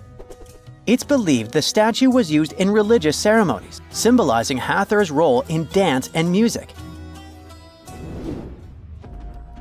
An unexpected discovery happened in northern Kuwait, where a Kuwaiti-Polish team uncovered a mysterious 7,500-year-old statue. The statue features an elongated skull, no mouth, narrow eyes, and a flattened nose. This feature is thought to be an Ophidian figurine, named after the Greek word for snake, and it was likely made by the Ubaid culture, a civilization known for their pottery skills. While no one knows exactly what role this weird statue played, it might have been linked to rituals or symbolic practices. Some scientists think these figurines, found in homes or final resting places, were tied to important cultural beliefs. We couldn't mention unresolved mysteries of this world without speaking about these elongated skulls. In the deserts of Peru, researchers uncovered 5 ancient skeletons, 2 with unnaturally elongated skulls. While head shaping was common in many cultures, these skulls defy explanation. Local legends tell tales of the so-called gentiles, a mysterious race banished underground by the powerful deities. Some say this is what the skulls represent. Others think this is some type of genetic anomaly, which was confirmed after finding an infant skull, too large to be artificially shaped. This just in, the world's oldest pyramid was built during the last ice age. And I'm not even talking about Egypt. I'm saying our ancestors might have spewed a 27,000-year-old pyramid in West Java.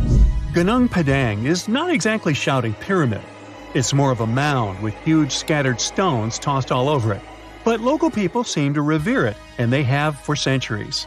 It wasn't until recently that the Indonesian authorities decided to excavate a bit deeper to see what all the fuss was about. They ended up finding the remains of a human settlement. It was rather unexpected, since the mound is pretty high up. This excavation could only prove there were humans in the area as far back as 45 BCE, which sounds reasonable. It was up to an Indonesian geologist named Donny Hillman to prove that Ganung Padang is the world's first pyramid. He used all sorts of new technology to support his claim. Our guy used carbon dating, which digs deep into the earth and takes whole chunks of soil. He found layers and layers of constructions, like he was digging up Rome and finding ancient buildings buried in the ground. His research proved that there had been caverns and even rooms down there, which could only mean one thing: humans. As for the rocks located up in the mound, they were most likely strategically placed by the people who lived there back in the day. They needed a place to meditate, so they arranged things in a harmonious way. Their smooth surfaces wouldn't be the result of years of erosion, but the works of great sculptures, the Michelangelos of their day, let's say. If this is all for real, then human civilizations began way before we think they did.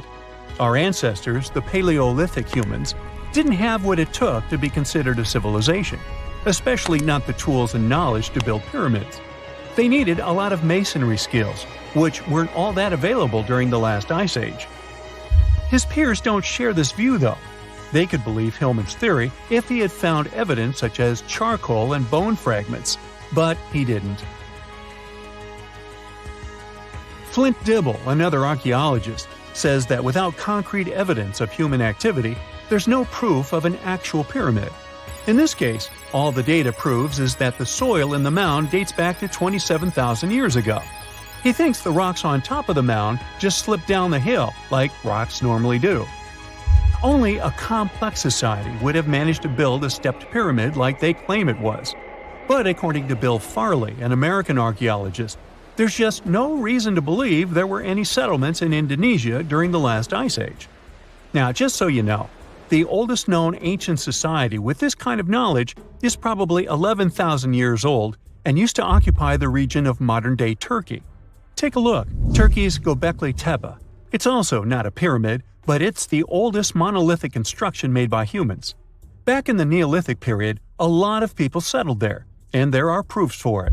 For example, the walls there are covered in ancient drawings of clothing and wild animals.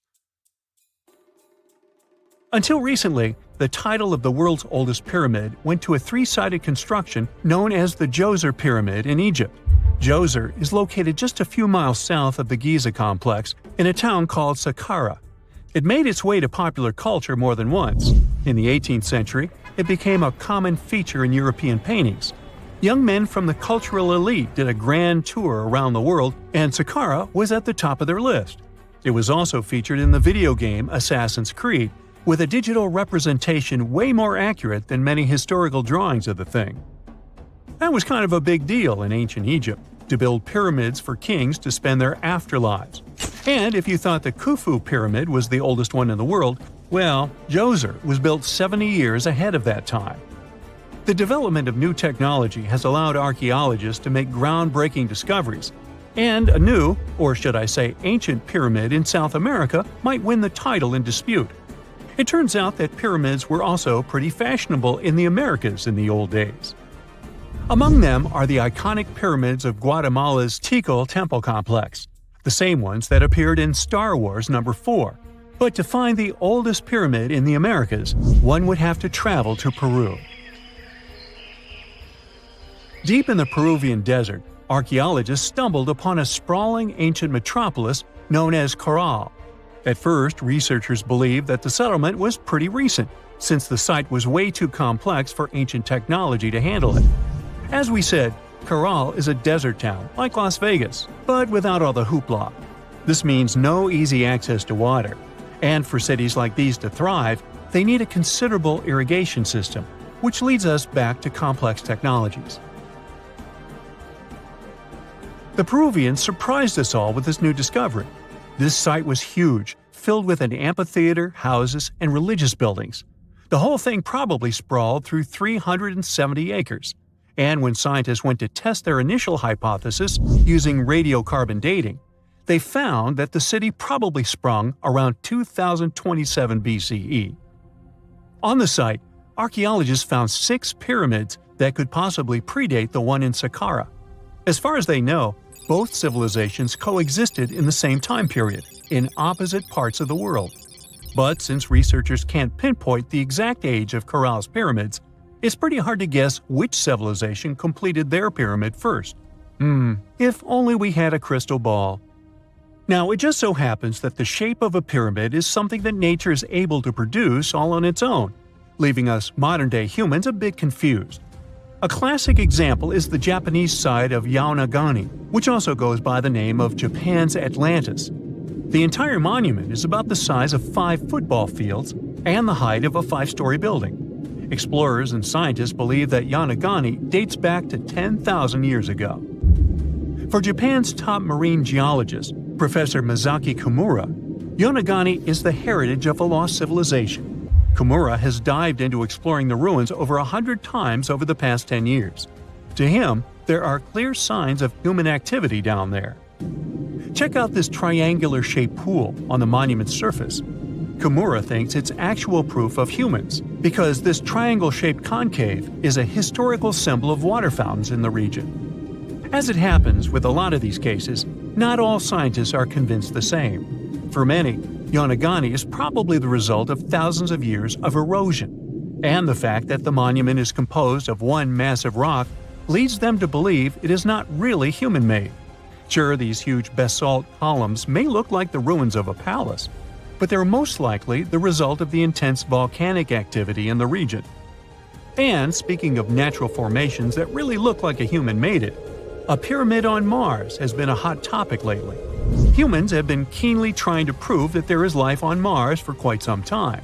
But some are stretching it really far, saying that little green or gray people built a pyramid on the planet to try and build their own civilization.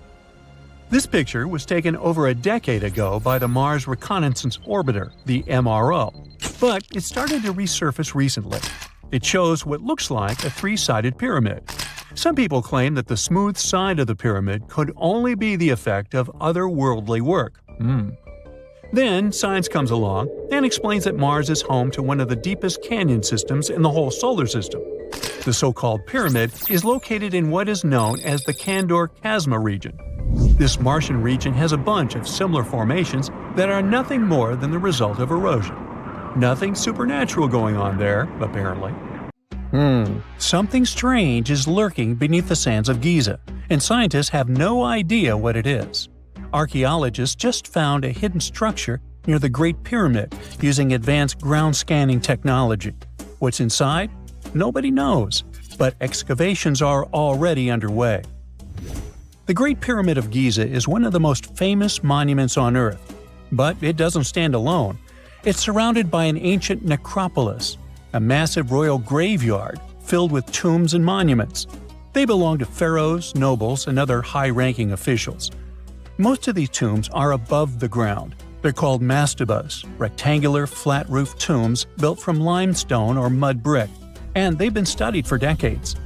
But from old movies, we know that these weren't simple graves.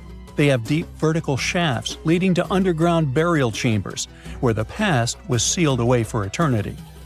And recently, archaeologists found one curious empty space in the cemetery, a completely unexplored patch of ground.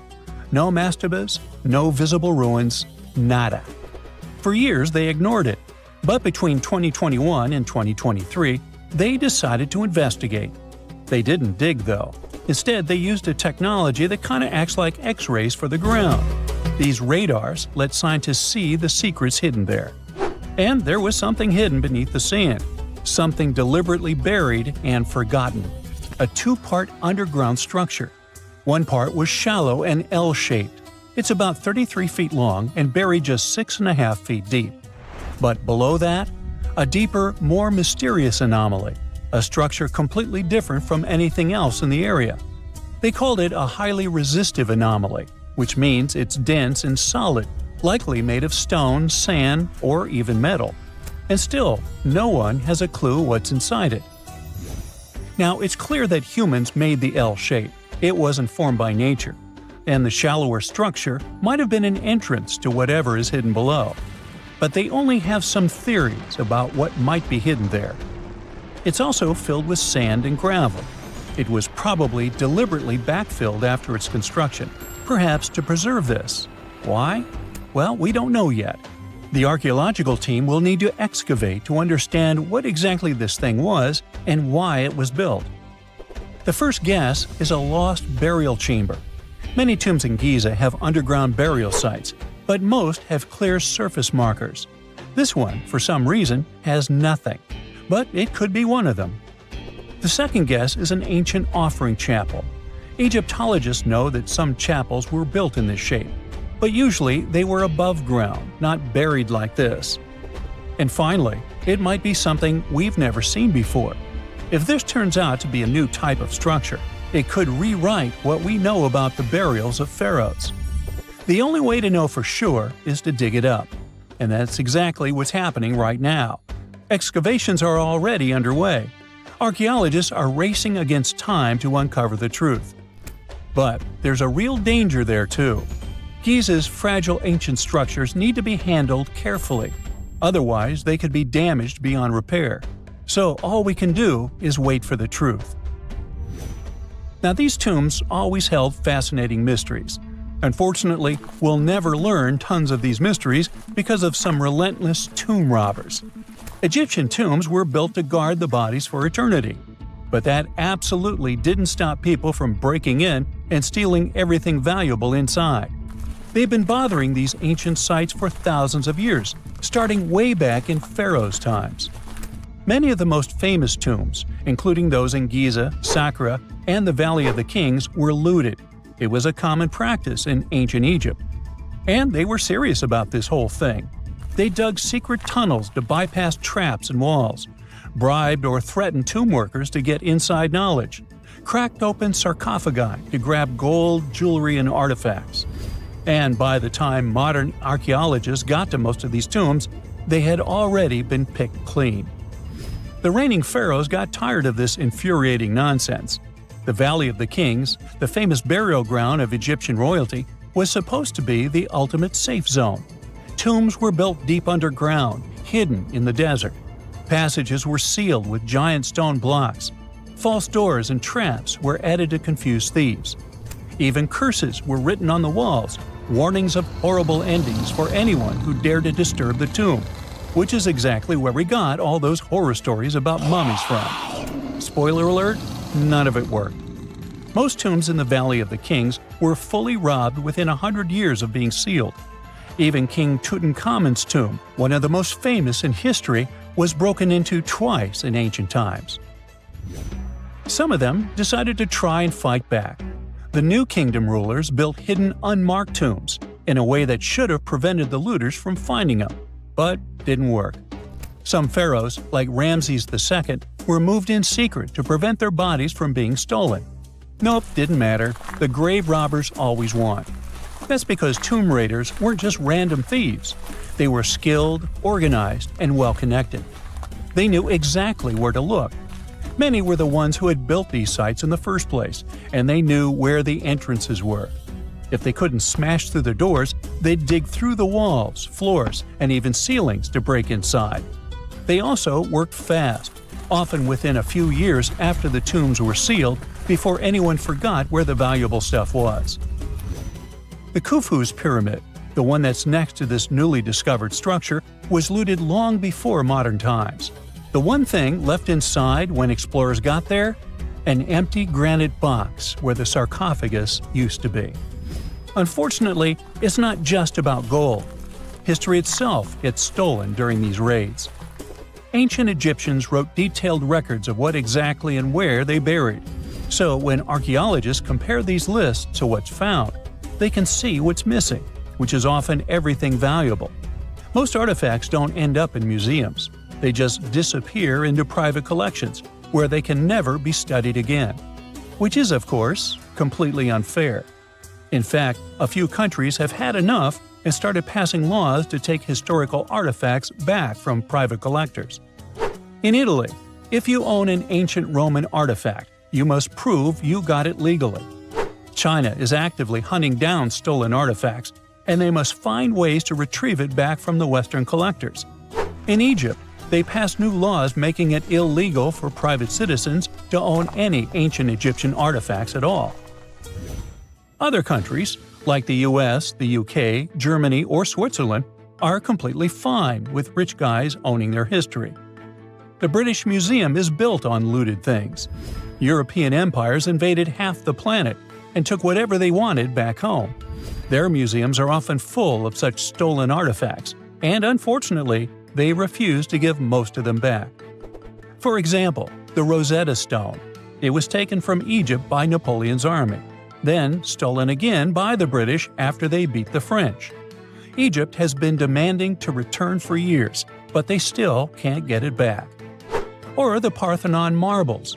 These magnificent massive Greek structures were taken from the Parthenon in Athens by a British lord in the 19th century.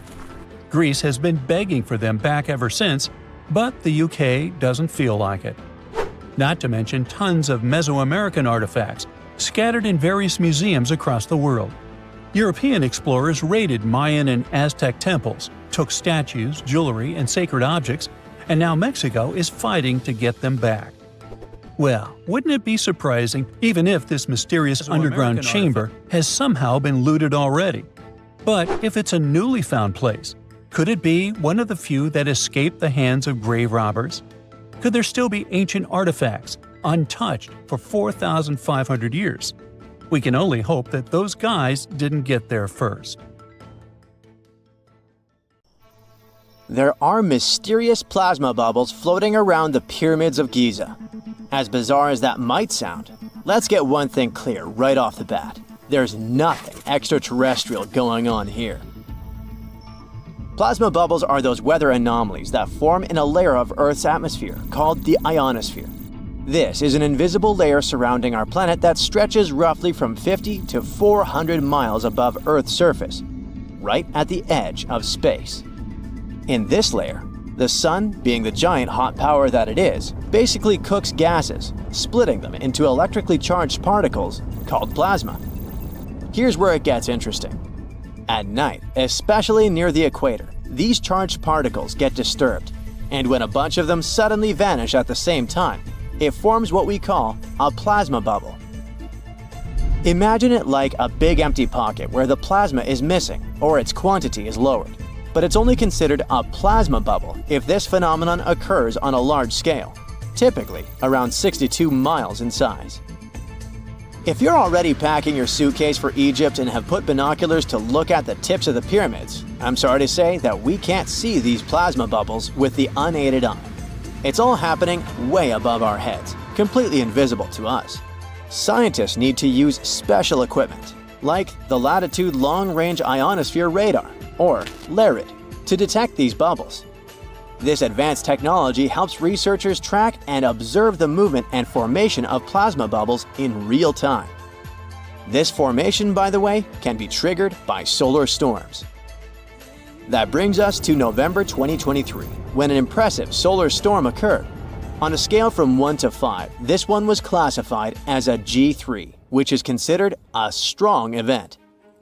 Solar storms occur when sunspots are basically cooler, darker areas on the sun's surface, release bursts of energy into space. These flares triggered several geomagnetic storms on Earth. While this might sound like doomsday stuff, it didn't disrupt our daily lives too much.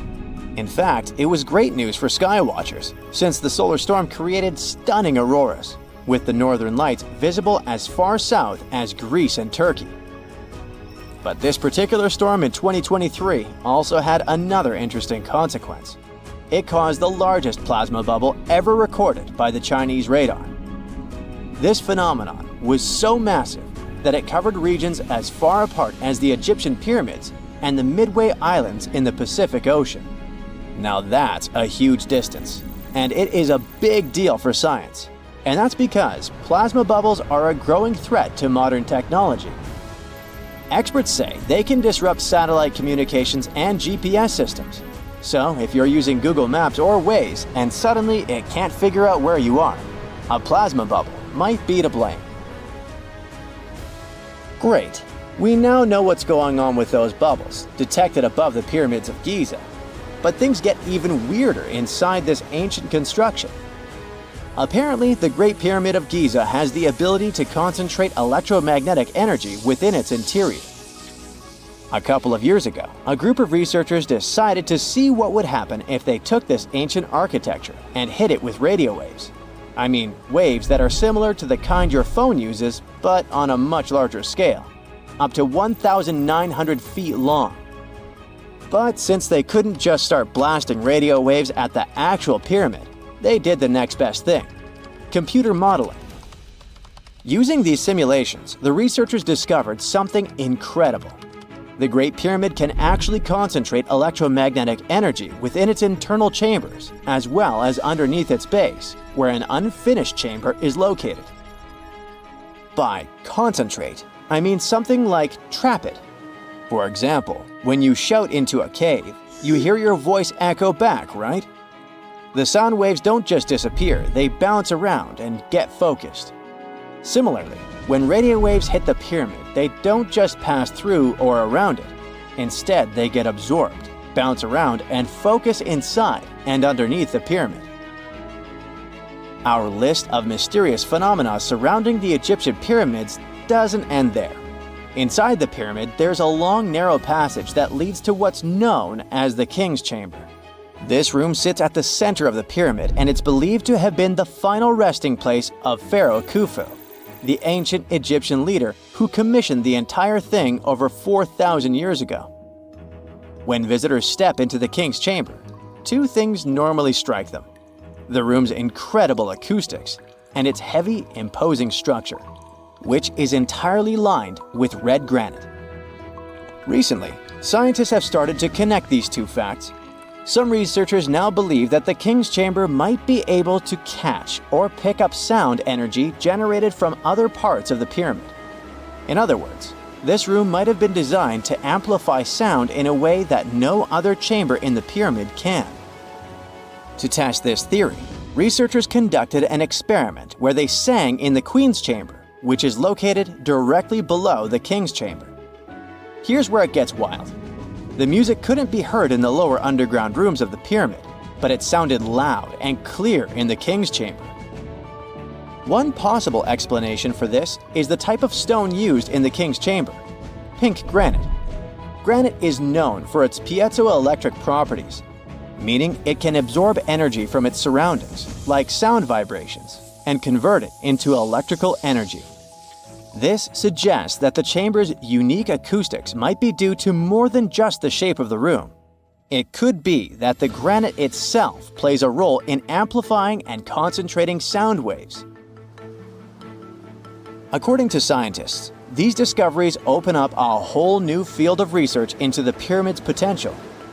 Could the ancient pyramids have somehow harnessed the energy created by sound waves, or even Earth's natural vibrations? It might sound far-fetched, but considering the granite's piezoelectric properties are well documented in modern science, it's not entirely impossible. Who knows? Maybe we've only just scratched the surface of what the pyramids were truly capable of. Speaking of just scratching the surface, there's even more to think about, like how the pyramids ended up in such a perfect location. It seems the builders lined up the Great Pyramid with the cardinal points, meaning its sides are almost perfectly aligned with the four main directions: north, south, east, and west. There are many theories about how they did it, but one study suggests that Egyptians might have used the fall equinox to achieve this perfect alignment. During the equinox, the sun rises and sets directly in the east and west. It probably made it easier for builders to use the sun's position as a guide. By watching the sun during this time, they could make sure the pyramids were positioned just right. If we think about all these strange things about the pyramids, I mean their perfect alignment, the ability to concentrate radio waves, and the materials used in the chambers that might generate electrical energy, could the real purpose of the pyramids actually be much more complex than just being tombs? Well, Nikola Tesla thought so. It is said that the famous inventor and engineer was kind of obsessed with the Egyptian pyramids, and he wondered if they might actually be giant energy transmitters. He believed the shape and position of the pyramids could help them function as huge generators, capable of producing free, limitless energy. Some researchers agree with Tesla and believe that these massive monuments might have been designed as giant power plants. According to their theory, builders could have figured out how to move ions, those electrically charged particles in the atmosphere, by placing materials like copper, gold, and silver around the pyramids. So, it's definitely possible that the ancient Egyptians created a sustainable, renewable power source. Although this is a very interesting thought, we haven't been able to confirm this theory, and the true purpose of the pyramids remain one of humanity's biggest mysteries. Egyptologists have been digging around every inch of the Great Pyramid for ages. Yet somehow, they overlooked this stunning pink granite bathtub buried a few miles next to it. And here's the deal. This mysterious oval tube lying next to the Khufu pyramid for years may provide evidence that the Egyptians built the pyramids not only for monumental purposes, but also to generate electricity, experimenting with it long before Alessandro Volta and Thomas Edison. The Giza Plateau is famous for its three pyramids, Khufu, Khafre, and Menkaure. But there are also two smaller foundations next to them, the unfinished North Pyramid of Zayat el-Aryan and the Layer Pyramid. Some researchers say these buildings were never finished, while others think they were destroyed for more mysterious reasons. One of these reasons might have to do with the original usage of the Giza pyramids, the idea that they were used as an electricity generator. To connect these dots, we need to go back to the beginning of the 20th century. That's when an Italian architect and Egyptologist named Alessandro Barsanti decided to examine the Zayat el-Aryan pyramid. Near the site, he noticed something unusual: scattered granite fragments. To a casual passerby, these might have seemed insignificant, but Barsanti recognized the signs. You see, ancient Egyptians often used sites to prepare stones before transporting them to their final destinations. The fact that there was granite on the ground intrigued him. Granite was a more expensive material than the limestone typically used for pyramids, which suggested that it might have been intended for an important and possibly hidden structure. At a depth of 68 feet, they encountered a huge pink granite block. He kept going with the excavations, and they revealed ancient inscriptions carved into the stones. They sent the drawing to experts, but no one could decipher what they meant. Were they instruction sets to something? That's when Barsanti made his biggest discovery.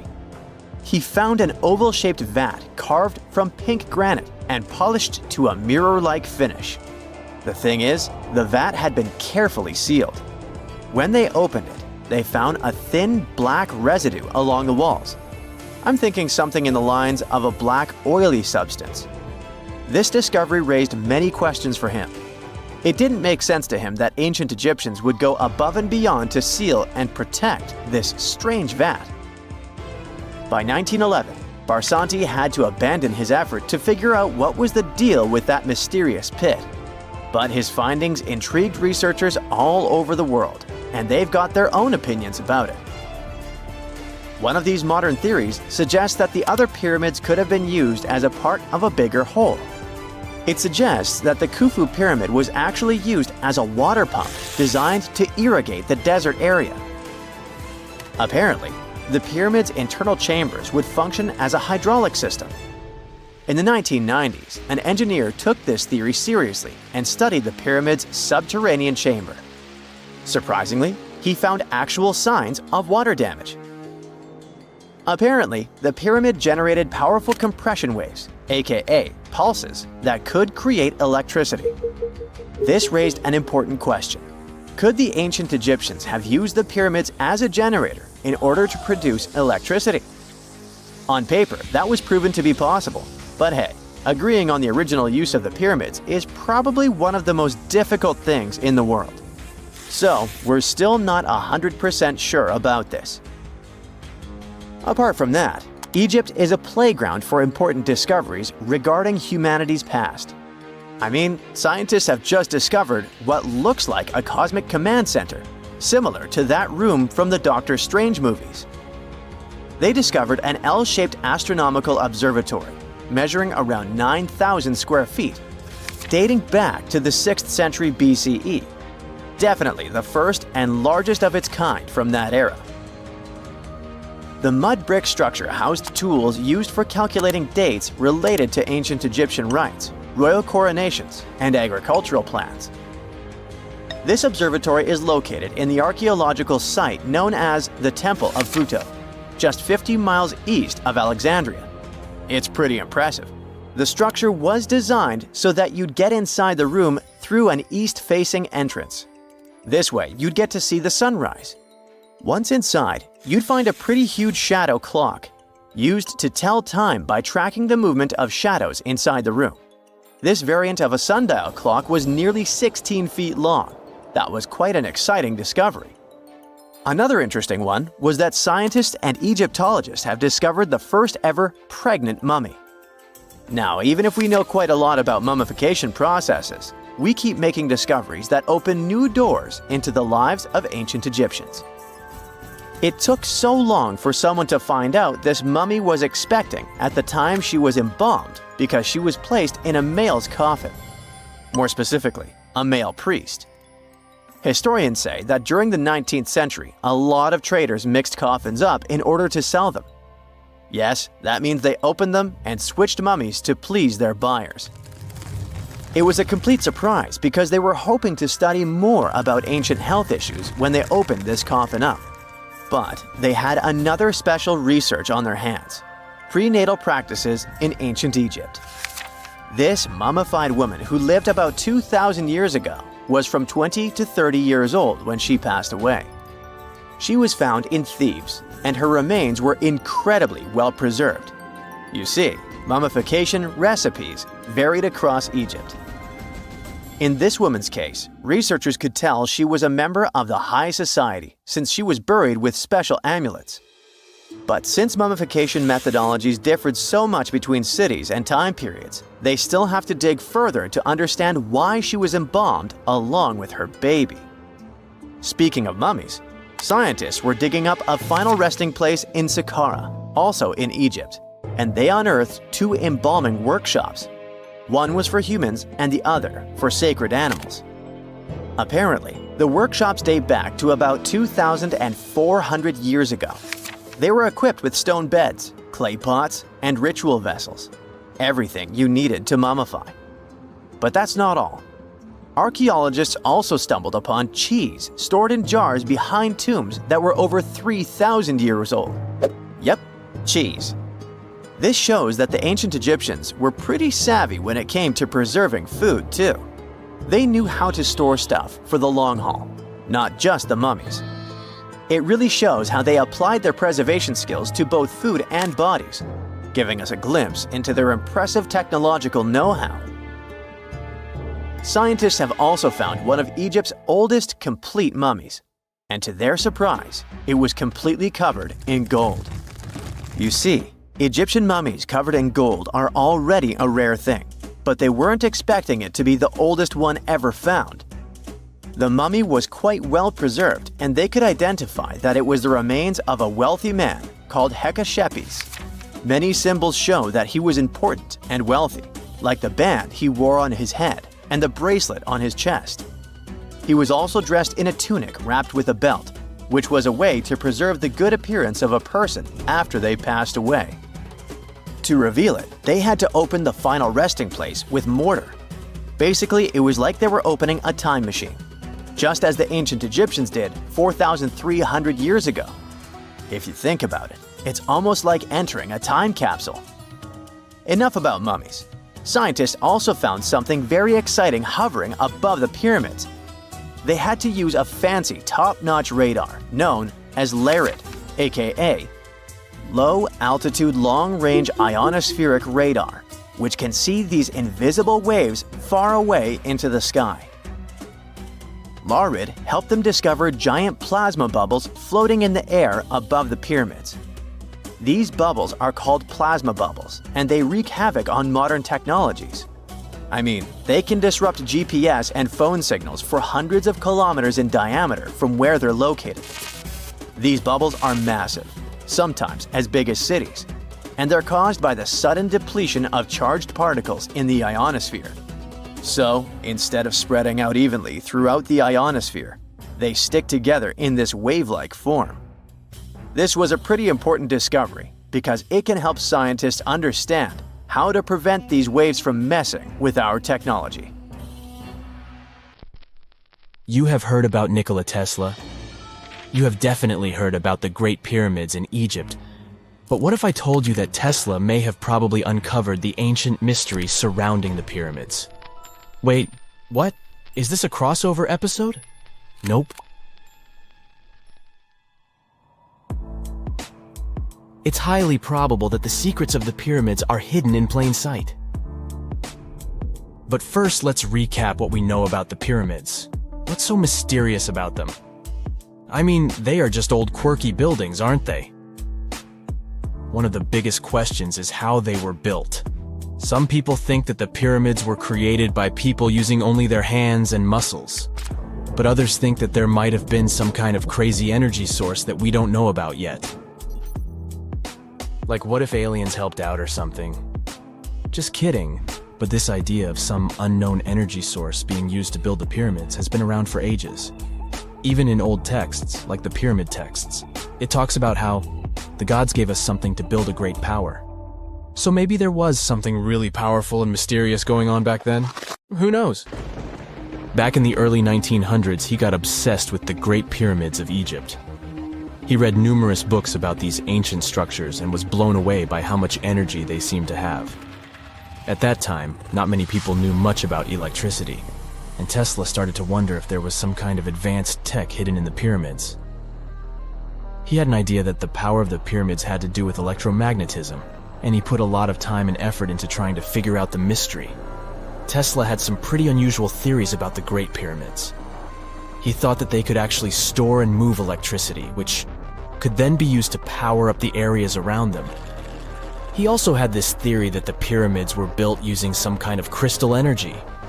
He believed that the chambers inside the pyramids could have these super powerful crystals that could control the electromagnetic fields. But that's not all. Tesla also had this idea that the materials used to make the pyramids had properties that allowed them to trap energy from the sun and the moon. And not just a little bit of energy. He thought that the pyramid could actually create this massive energy field that could light up whole cities or even brighten up dark places. He thought that the pyramids could be used as giant power plants to generate electricity and run machines. Tesla even believed that the pyramids were somehow linked to cosmic energy, which could be used for spiritual enlightenment and healing. How very new age of him. Anyway, Tesla wasn't just pulling these ideas out of thin air. He was seriously into studying everything he could about the pyramids, from ancient artifacts and texts to hieroglyphs and drawings. And he came up with this idea that the pyramids were designed to be energy amplifiers, and some kind of unknown energy source was used during their construction. Some people thought Tesla was eccentric for coming up with these theories, but his ideas have actually had a huge impact on the way we think about the pyramids today. Researchers and scholars have been digging into his theories for years and using them to uncover some of the biggest mysteries surrounding these ancient structures.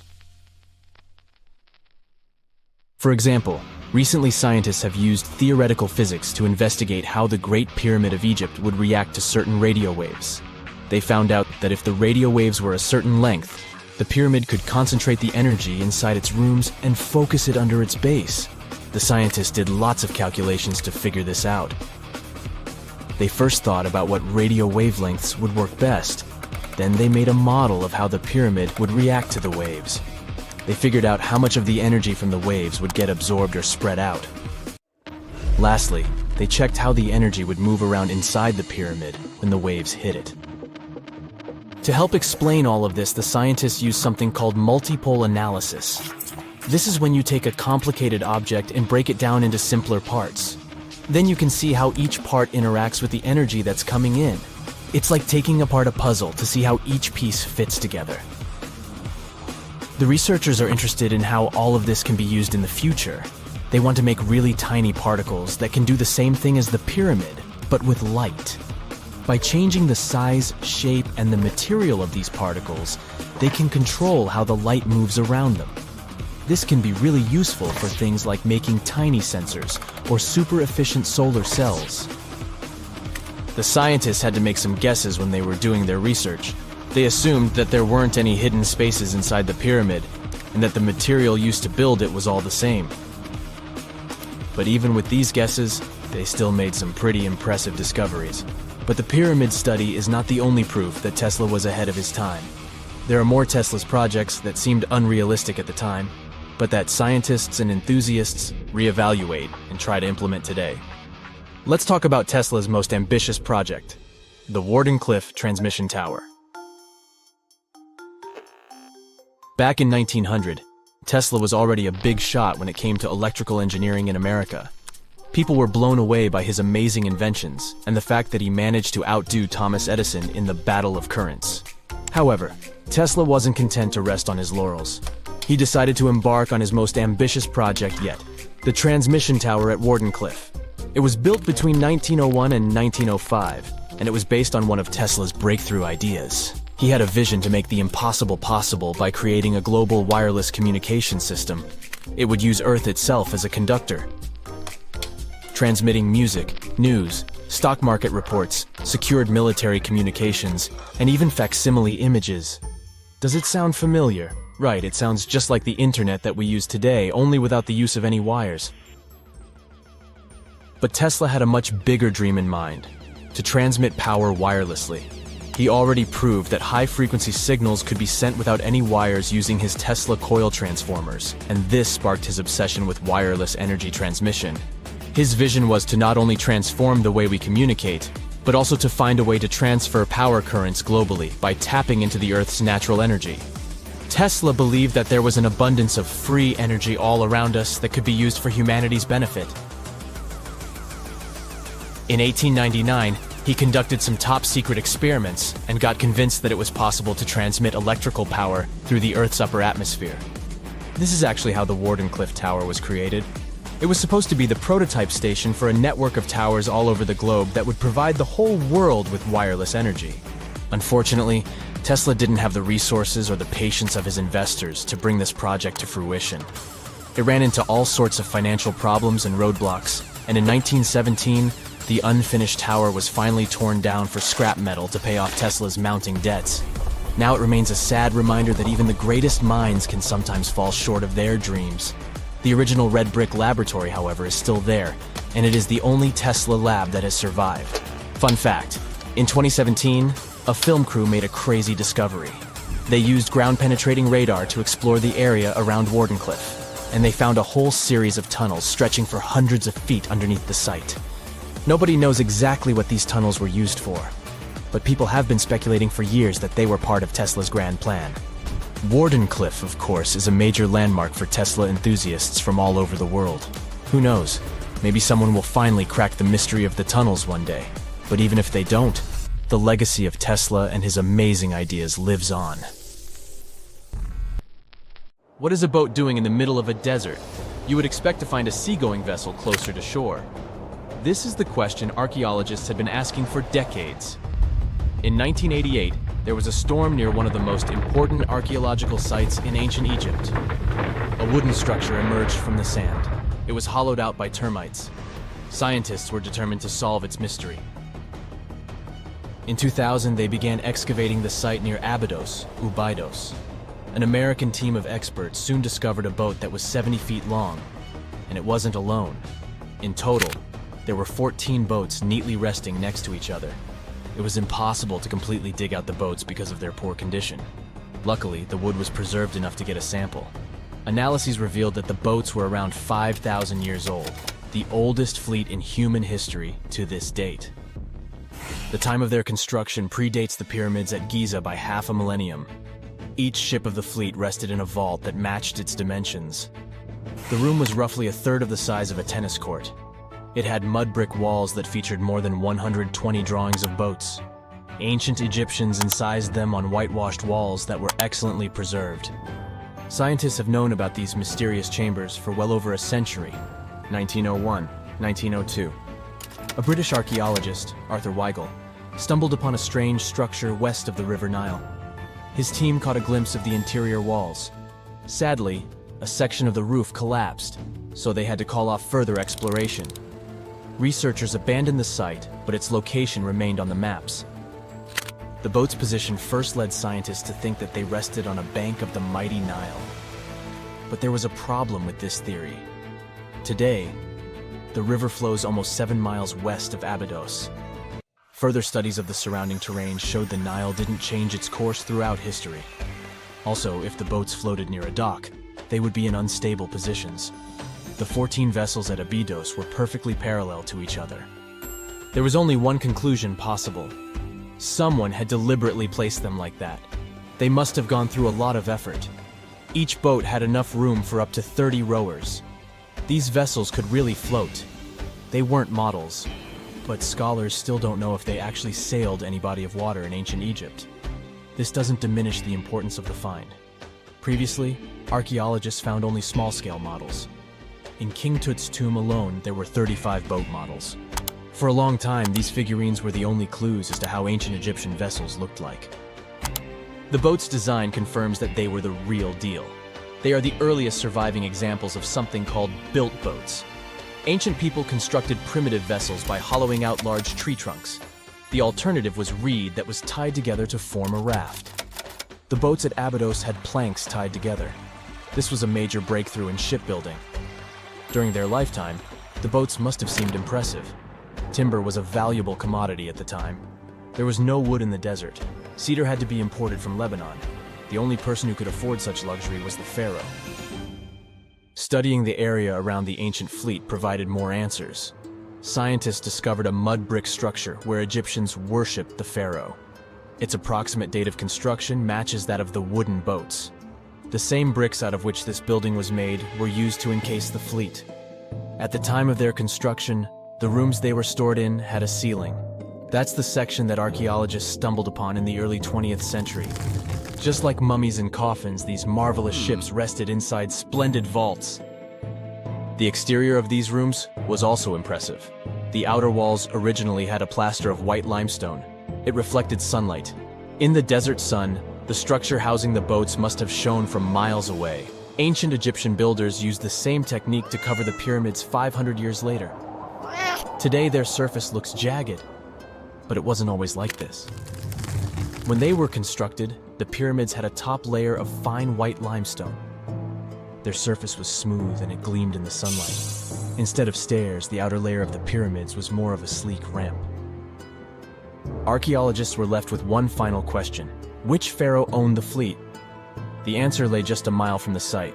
This is where the tomb of a pharaoh from the 5th dynasty rested, King Senwosret III. Its time and style of construction matched the ones of the chambers with boats. The very end of his rule might explain how the boats ended up in the middle of the desert. The pharaoh probably passed away in northern Egypt. Then his body was transported down the Nile to Abydos in a marvelous procession of decorated boats.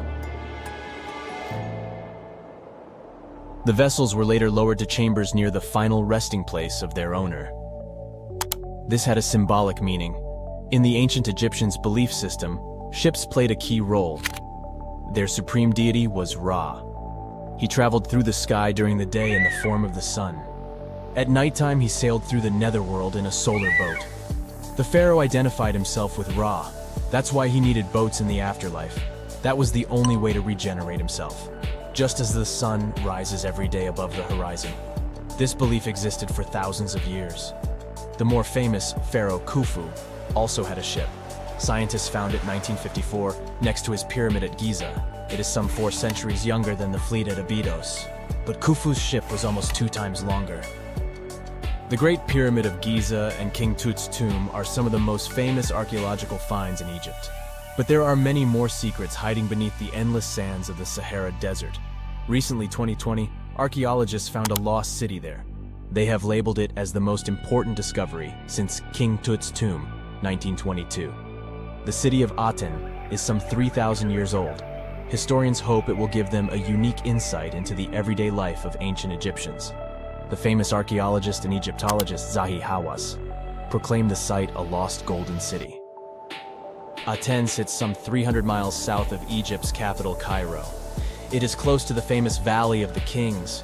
Archaeologists first found sections of mud brick walls that spread out in all directions. They discovered complete rooms with tools of everyday life inside.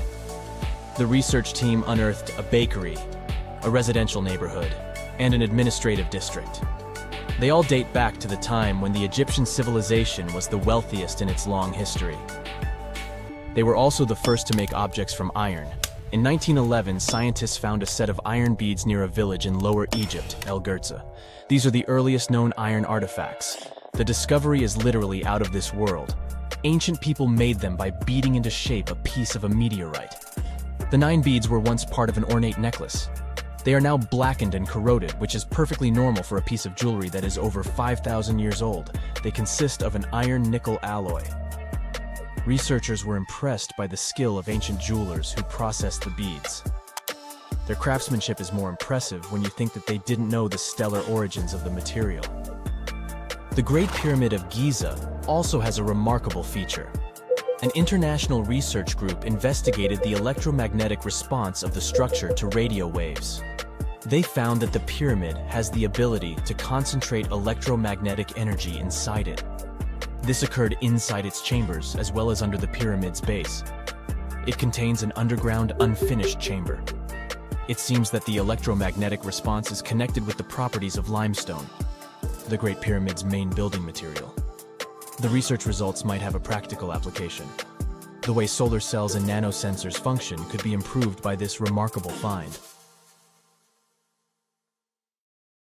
X-rays are a type of invisible radiation that can pass through our bodies and objects. They're very important in the field of medicine because they allow doctors to see inside our bodies without having to perform surgery. Now, let's dive into how X-rays work. They're a kind of electromagnetic radiation, just like light or radio waves. However, they have much higher energy than light, which makes them able to go through objects that light cannot. Imagine you have a powerful flashlight. If you try to shine it through a wall, the light won't go through because the wall is too thick. But these rays have enough energy to go through walls and even our bodies. The discovery of X-rays happened by accident in the late 19th century. A scientist was experimenting with cathode rays, which are a type of radiation. He was working in his lab and noticed that a nearby fluorescent screen started to glow, even though it was not directly exposed to the cathode rays. He realized that something invisible was causing the fluorescence, and he named it X-ray, because X is the mathematical symbol for something unknown. He continued experimenting with such rays and discovered that they could pass through many objects, like flesh and bones, but not through denser materials like metal. He also found that X-rays could create images on photographic plates, just like a camera takes pictures. The way this works is quite fascinating. Imagine you're standing in front of a bright light and you hold your hand in front of your face. Your hand blocks the light and you can't see through it. But if you place a sheet of tissue paper in front of your hand, some light will pass through, and you'll be able to see the outline of your hand. X-rays work in a similar way. When a doctor wants to take an X-ray of a part of your body, they will ask you to stand or lie down next to a machine. This device has a special plate that can capture the image. Let's say the doctor wants to further examine your arm. They will place the X-ray plate on one side of your arm and the machine on the other side. Then, the machine will produce a controlled burst of X-rays that pass through your arm. Remember how we talked about the tissue paper allowing some light to pass through? Well, in this case, some of those X-rays will go through your arm, while others will be absorbed or blocked by the denser parts of your body, like bones. The plate captures the X-rays that pass through your arm, and it creates an image. This image shows the bones and other structures inside your body, allowing the doctor to see if there are any problems or injuries. Now, you might be wondering why X-rays can pass through some things but not others. It has to do with the density and composition of the objects. Denser materials like bones absorb more X-rays, so they appear white in the image. So when you look at the result, you'll see your bones as white shapes. Other tissues like muscles and organs are less dense and allow some of those rays to pass through, so they appear as gray shadows. What if I told you there's a whole new way you can peek inside objects, but without using X-rays? I'm not talking about magic powers. Take a comfortable seat while I explain what mutography is. This fascinating scientific technique allows us to see inside objects and even beneath the Earth's surface using a special type of particle called a muon. These elementary particles are very similar to electrons, but they're much heavier. They are created high up in the Earth's atmosphere when cosmic rays, which are particles coming from space, collide with the air molecules. Now, muons are special because they can pierce through different materials. They can pass through rock, soil, and even buildings. Scientists realized this potential back in the 1950s when they were studying cosmic rays and noticed that some of the particles could pass through thick materials. The first muography experiments took place in the 60s. Specialists discovered that muons can be detected using special devices called muon detectors. These detectors are usually placed underground or in specially designed laboratories to shield them from other particles and background radiation. Now let's dive into how muography actually works. Imagine you have a large object, like a pyramid, a mountain, or even an ancient statue, and you want to see what's inside without damaging it. First, detectors are positioned around the object or in the area you want to examine. These detectors are sensitive to muons and can track their paths. When such a particle passes through a detector, it leaves a trace, like footprints in the sand. By collecting data from multiple detectors, scientists can reconstruct the paths. Here's where things get really cool. The Earth's atmosphere acts like a natural filter for muons. It turns out that the more massive an object is, the more particles it will block.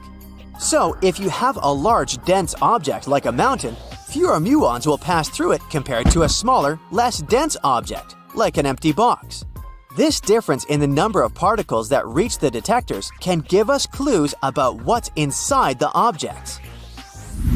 Scientists use computer algorithms and mathematical techniques to analyze the data and create images. These images represent the density distribution of the object being studied.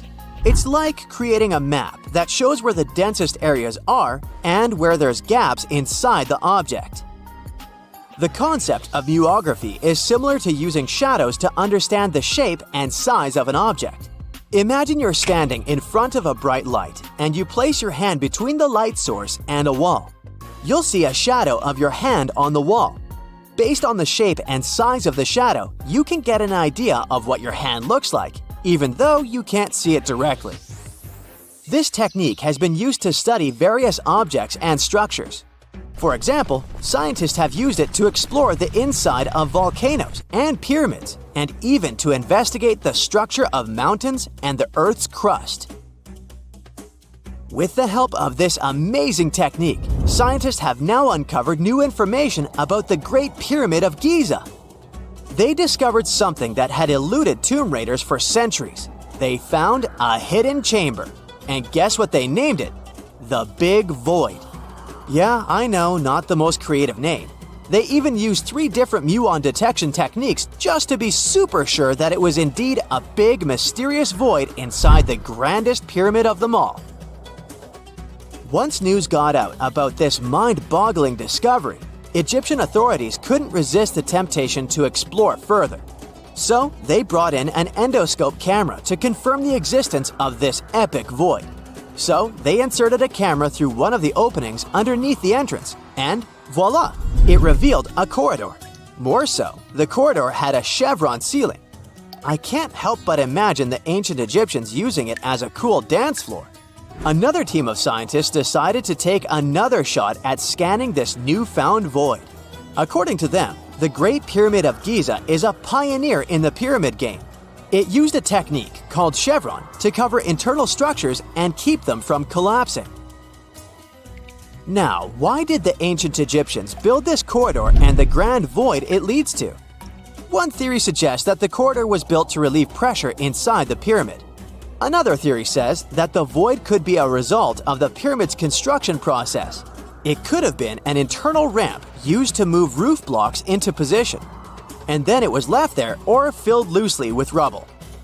According to other enthusiastic explorers, there might be another burial chamber waiting to be discovered. They believe that the pyramids were built with a dash of randomness in the construction process. As the builders worked their magic, they realized that some chambers wouldn't be able to handle the weight of a majestic sarcophagus. So they made adjustments on the fly, creating new plans as they went along. Secant, cosine, tangent, sine, 3.14159. Yeah, that was the cheer we heard coming from the trigonometry club back in the day. For the rest of us in math class, terms such as sine, tangent, and pi were just bewildering. Who invented these and why? Was their only purpose to make it harder for students? Well, not quite. Trigonometry was invented by the ancient Egyptians. They needed this knowledge to construct pyramids, and they did a pretty good job too. The Great Pyramid in Giza still stands today, some 4,500 years after it was built. No recalls either. So let's get out of that classroom and on a journey through time to reveal the secrets behind the ancient Egyptians' precision. Here you are, standing on the Great Pyramid's construction site, some 9 miles from Cairo. Well, the city still isn't there, as you're surrounded only by the desert and teams of construction workers. They're transporting large stone blocks weighing 2.5 tons each. They're inside a wooden sled that sits on large rollers. A crew of 8 men rolls these blocks along the ground. You immediately think of the rollers on a supermarket cash register. The principle is exactly the same, but the scale is greater, much greater. Scientists estimate that the Egyptians used 2.3 million such blocks in the Great Pyramid alone. And the block in front of you is one of the lighter ones. The heaviest of them weighed up to 15 tons. But where did all these blocks come from? Most of them originated from quarries around Giza. It's not that impressive, you think?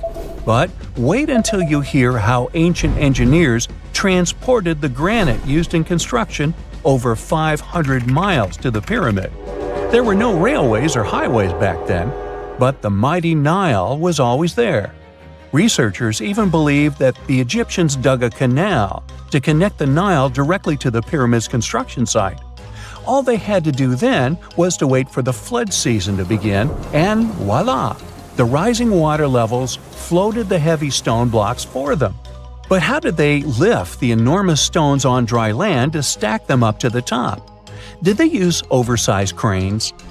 Well, ancient Egyptians worked around this problem, literally speaking. One of the workers is now pointing to the giant ramp going around the pyramid they're building. This is how a mountain road zigzags its way to the top. If the ramp went directly to the top of the pyramid, then workers couldn't pull the stone blocks along it. It would be too steep. Scientists have calculated that 8% could be the maximum incline.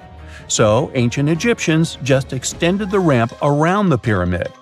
Again, these are all theories, as the ramp could have been inside the pyramid, as some researchers suggest. The exact building method is still a mystery, guarded by the Sphinx. That's its real name, right? Wrong.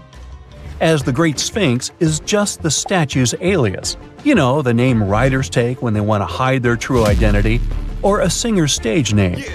The Sphinx's real name, translated from Egyptian, means Horus in the horizon. That was the name for the Egyptian deity of the sky. The trail of mystery doesn't end there. As a man walks past you with a bucket of paint, he's going to add a touch of color to the Great Sphinx. Researchers found specks of this red color next to its ear. That was some strong paint, as it survived for thousands of years. You are now standing straight in front of the Sphinx. You look up. It's very tall, right? 66 feet to be precise. Now resist the urge to take a selfie. You can do it. Now you notice something else. It looks like the Sphinx is in the center of a giant triangle in the back. That's one side of the Great Pyramid. And no, your eyes are not playing tricks on you. The Sphinx really does sit in the center of the pyramid's lateral face. Here's where math comes in handy. A pyramid has 4 sides, called lateral faces. There's also a 5th face, the base, but that's not visible. It's, wait for it, face down. The Sphinx has one last mystery to reveal: its age. Scientists agree that Pharaoh Khafre built the Sphinx. He ruled after his father, who had built a great pyramid nearby. So both structures were finished around the same time. Let's talk about numbers again. You've heard of Cleopatra, the Egyptian princess described as a woman of great beauty. Hello? She saw the pyramids, but she lived closer to the time of the first iPhone than the time of the people who built the pyramids. Fascinating, right? You can see thousands of people around you. They're working hard to build the pharaoh's tomb. But how many of them are there exactly? One Greek philosopher estimated there were as many as 100,000 workers. Seems like an okay number for such an enormous structure, but it can't be true. Science simply can't back up this number. Egyptologists put the total number of workers at 30,000. And yes, Indiana Jones was one of them, at least on the big screen, but he showed up late. Egyptologists know a lot about the pyramids, but not everything. Not because they don't want to, but because they haven't yet dug up enough evidence. They can only guess how the building process went. First, engineers would arrive to choose the right spot and do the necessary measurements. That's why they needed all that complicated math. Then, it's time for sourcing the material, the large stone blocks I mentioned earlier. When boats deliver them to the site of the future pyramid, workers can finally do their thing. They operated in smaller groups, but there were at least 2,000 of them chiseling and carving away at any given time. Sounds like a typical construction site today? Well, that's because it is, just thousands of years ago. It's amazing what ancient Egyptians were able to achieve with just copper and stone tools. The pyramid is now complete in front of you. But is it the same pyramid we see today? Why is this structure shining bright in the desert sun? Isn't it supposed to be a dusty yellow color? Well, no. Human activity and the elements have completely stripped the outer layer of stones over time. Expert craftspeople polished these blocks using nothing but stone and sand. The end result was a smooth and shiny rock. On the day it was completed, the Great Pyramid of Giza was a perfect triangle of light. Its polished sides acted like giant mirrors, reflecting the powerful Egyptian sun. This is the point where you should put your glasses on, and that shiny thing you see at the pyramid's very top is actually gold. The capstone at the top of the pyramid is called a pyramidion. It was covered in sheets of gold. As you can guess, these were the first stones to disappear. Let's make another stop before we get you back to your classroom. We travel to the British Isles, and no, Stonehenge isn't our destination. It is Newgrange in County Meath. Scientists estimate that the ancient peoples of Ireland built this stone monument around the year 3200 BCE. This makes it older than both Stonehenge and the Great Pyramid in Giza. The function of the circular mound in Newgrange is the same as the one of the Great Pyramid and equally mysterious. The estimated amount of loose stone present in the valley is over 220,000 tons. And it's not just randomly thrown on a pile. The order in which the stones are set makes the structure water-resistant. That would explain how Newgrange had survived for so long. Kinda makes you want to splash out the cash for that waterproof phone case, huh? Well, you're back in your school desk, but today's math lecture is the last thing on your mind. You're thinking about how great the Egyptian pyramids are, and if we have something similar today. It turns out modern engineers are just as impressed with the Great Pyramid as you are. There's a glass pyramid sitting in the main courtyard of the famous Louvre Museum in Paris. The panorama of San Francisco wouldn't be complete without the 48-story Transamerica Pyramid.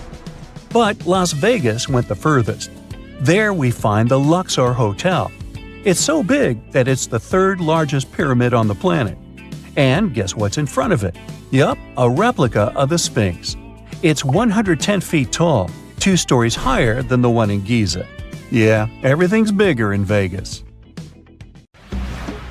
Before we get into the reason why and how there are pyramids all around the world, let's talk about some of the examples. I'll start with the Pyramid of the Sun in Mexico. These folks really knew how to build a city. Their well-planned urban center spanned over 7 square miles and boasted several pyramids. But the Pyramid of the Sun is the most impressive. This giant pyramid was built way back in 100 CE and is one of the biggest structures of its kind in the whole Western Hemisphere. It's so big that it's 216 feet high above the ground. If you ever find yourself in this ancient city, you won't be able to miss the Pyramid of the Sun. It's right there on the east side of the Avenue of the Dead, the city's main north-south street. To build this incredible pyramid, around 1 million cubic yards of material were used, including a special kind of red volcanic rock called hued tizontal. Impressive, huh? We don't know too much about the people who built the Pyramid of the Sun or its purpose. But archaeologists believe there was once a temple on top of it. When explorers went below the pyramid in the 1970s, they found a bunch of cool tunnels and chambers. In 2011, they even found a secret stash of clay pots, obsidian pieces, animal bones, human figurines, and a mask. Who knows what other secrets the pyramid is hiding? If you decide to see this one, you must climb the pyramid using the 248 uneven steps on the west side. Watch your step. Sudan got some pyramids too. Nubian pyramids aren't as big as the ones in Egypt, but they still got around 200 of them. These ancient pyramids have been home to the tombs of the pharaohs of the Meroitic kingdom for almost 1,000 years, who ruled Egypt from Nubia to the Mediterranean Sea. The pyramids at Meroe were constructed using granite and reddish sandstone. Oh, and did you know that Sudan has more ancient pyramids than Egypt? The Kushite pyramids depict the indigenous architecture and burial traditions of Nubia's Napata and Meroe kingdoms, which ancient Egypt influenced. Meroe, the burial site of over 40 queens and kings, is the most extensive Nubian pyramid site. The tomb walls depict mummified royals bedecked in jewelry, their wooden caskets containing bows, quivers of arrows, and other artifacts pointing to the Meroitic relationship and trade with Egyptian and Greek civilizations. So if you're looking for some ancient tombs to explore, you may consider skipping the crowds in Egypt and heading on down to Sudan. Let's fly to Iraq to see some more pyramids. Ziggurats have fancy receding layers and tiered temples. Instead of a smooth exterior, it has tiers like a cake. Perfect for all the important work and rituals that went on inside. You can find these towering structures scattered throughout Iraq and Iran, and they're a real testament to the power and skills of the people who built them. One of the biggest and most impressive ziggurats is the ziggurat at Ur. It's basically a giant rectangular pyramid that stands a whopping 70 to 100 feet tall, with 3 levels of terraces and a temple on top. Can you imagine how many baked bricks it took to build that thing? Try 720,000 for just the lower portion. This particular ziggurat was built for Sumerian king Ur-Nammu. Similar to other ones, this pyramid has been around for thousands of years, so it got a little rough around the edges. Thankfully, the Babylonian king Nebuchadnezzar II and some archaeologists came to the rescue in the 6th and 20th centuries respectively, and now you can find this near Talil Air Base. The ziggurat at Ur was built in 2100 BCE by King Ur-Nammu for the moon deity Nana. It was the tallest building in the city, and you could see it from miles around. It was like the medieval cathedral spire of its day. People would come here to bring their agricultural surplus and get their food allotments and seek spiritual nourishment. Sadly, the Nana temple at the top of the ziggurat didn't survive, but we do have some blue glazed bricks that may have been part of its decoration. The lower parts of the ziggurat are pretty amazing though. The architects even included holes in the temple's baked exterior to let the water evaporate from its core. Since we explored some of the pyramids on our planet, let's take a broader perspective. They can be found in many parts of the world. Egypt has over 100 pyramids, double that number in Sudan, and dozens of others are scattered in the Middle East and China. The Americas have the most pyramids in total, with more pyramids than the rest of the world combined. These pyramids are located in Mexico, Guatemala, Honduras, and El Salvador. Time to know more about the evolution of pyramids through history. The oldest pyramid is in Egypt. This pyramid was a step pyramid, which was created by placing one layer of stone on top of another. The pharaoh Sneferu is credited with creating the pyramid shape we recognize today. During his 45-year reign, he built 3 pyramids. His first 2 attempts failed, but he finally got it right with the Red Pyramid, which is considered the first true pyramid. It was Sneferu's son, Khufu, who built the Great Pyramid of Giza, which was the tallest human-made structure on Earth for almost 4,000 years. Latin American pyramids are similar to early Egyptian step pyramids, but they were built independently, with no knowledge of each other. The pyramids in Sudan were built around 700 BCE and are tall, but much narrower than those in Egypt. How in the world did all these civilizations build these things without even texting each other? After all, the Aztecs, Mayans, and ancient Egyptians were about as different as possible.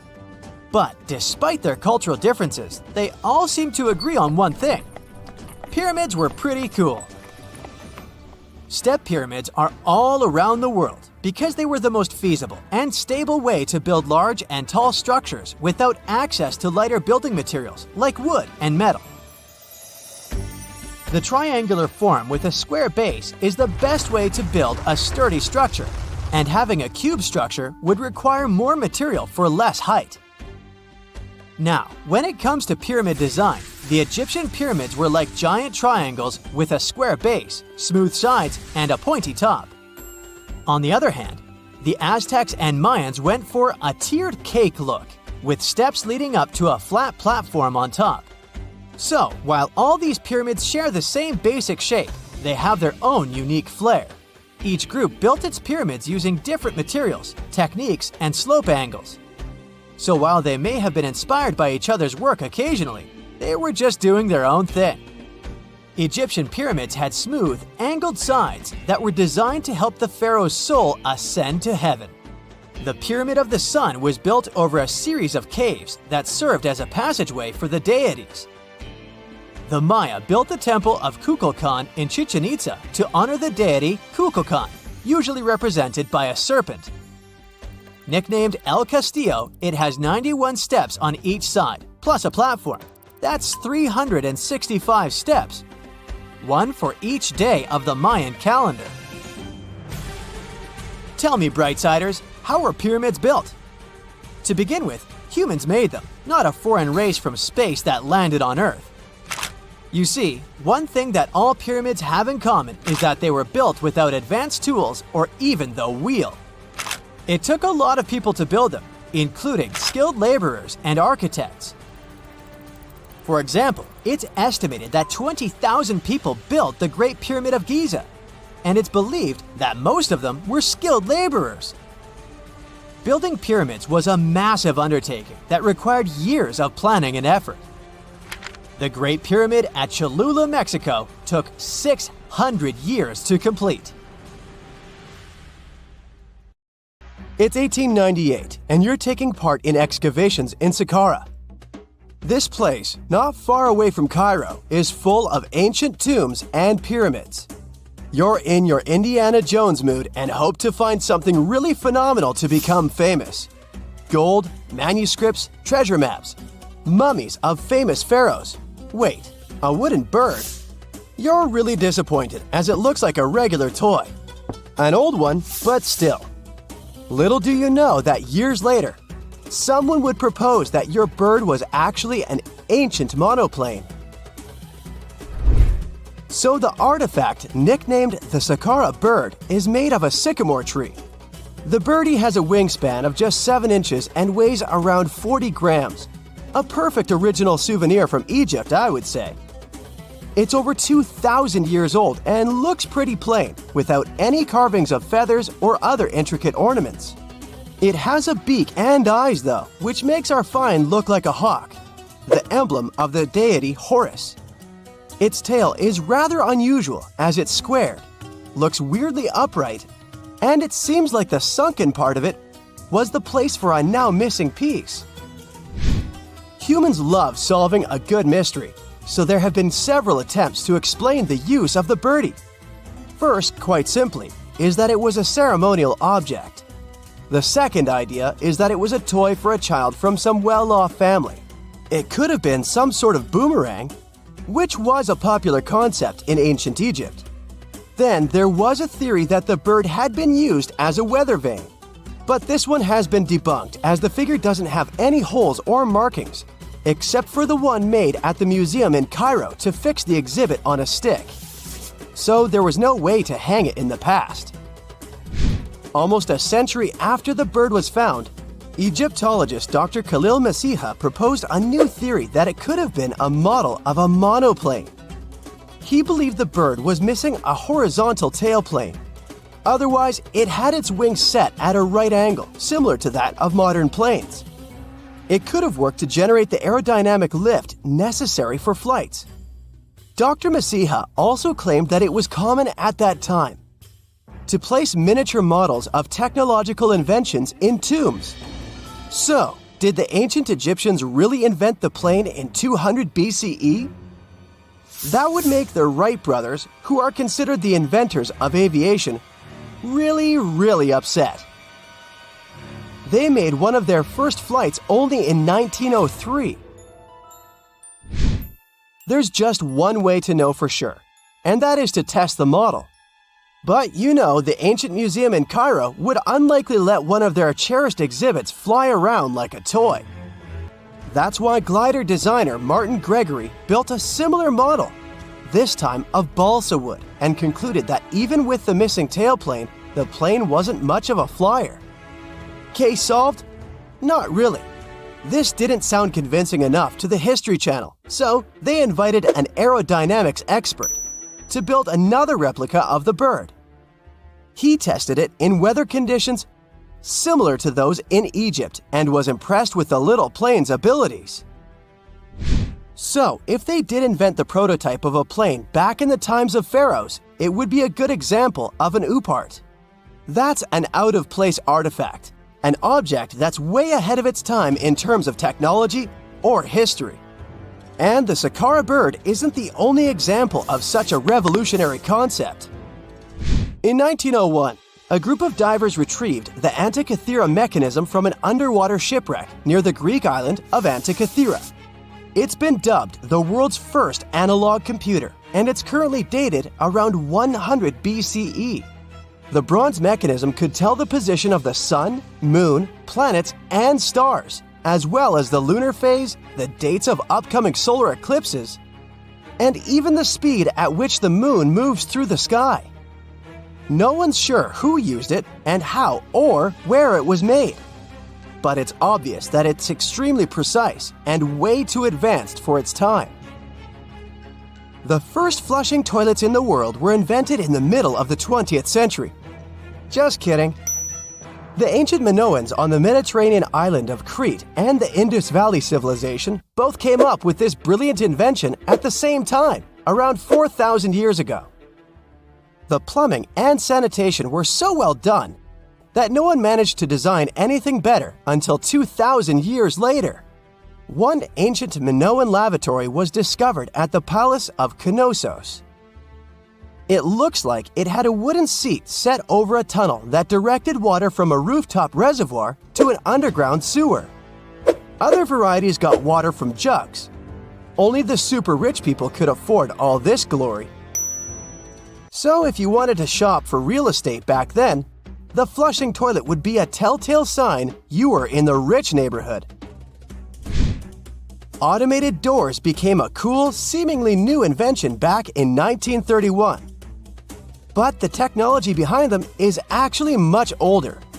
Think the 1st century CE old. Mathematician and engineer Heron of Alexandria came up with a hydraulic system to open and close temple doors. To bring it into action, you need to light a fire to produce heat. There was a brass pot under the fire, half filled with water. The inventor connected the brass pot to containers that acted as weights. When the fire was burning, the water moved into the containers. They went down and pulled the ropes. It was nothing like a supermarket door that opens in front of you before you even have time to think. Heron's door took hours to open, and there was no way to stop the process. That's why they only opened the doors once a day before people entered the temple, to add some mysticism at the temple during ceremonies. Spooky. Looks like the first ever battery was invented in Baghdad around 2,000 years ago. A German archaeologist found this oval-shaped clay jar in 1938.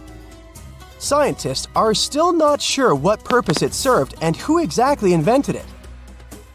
There is a theory that it was used for electroplating objects with precious metals. When they filled it with a weak acid like vinegar, the battery produced around 1 volt of electricity. Another theory says it was a vessel for sacred scrolls. Would you like to buy contact lenses designed by Leonardo da Vinci himself?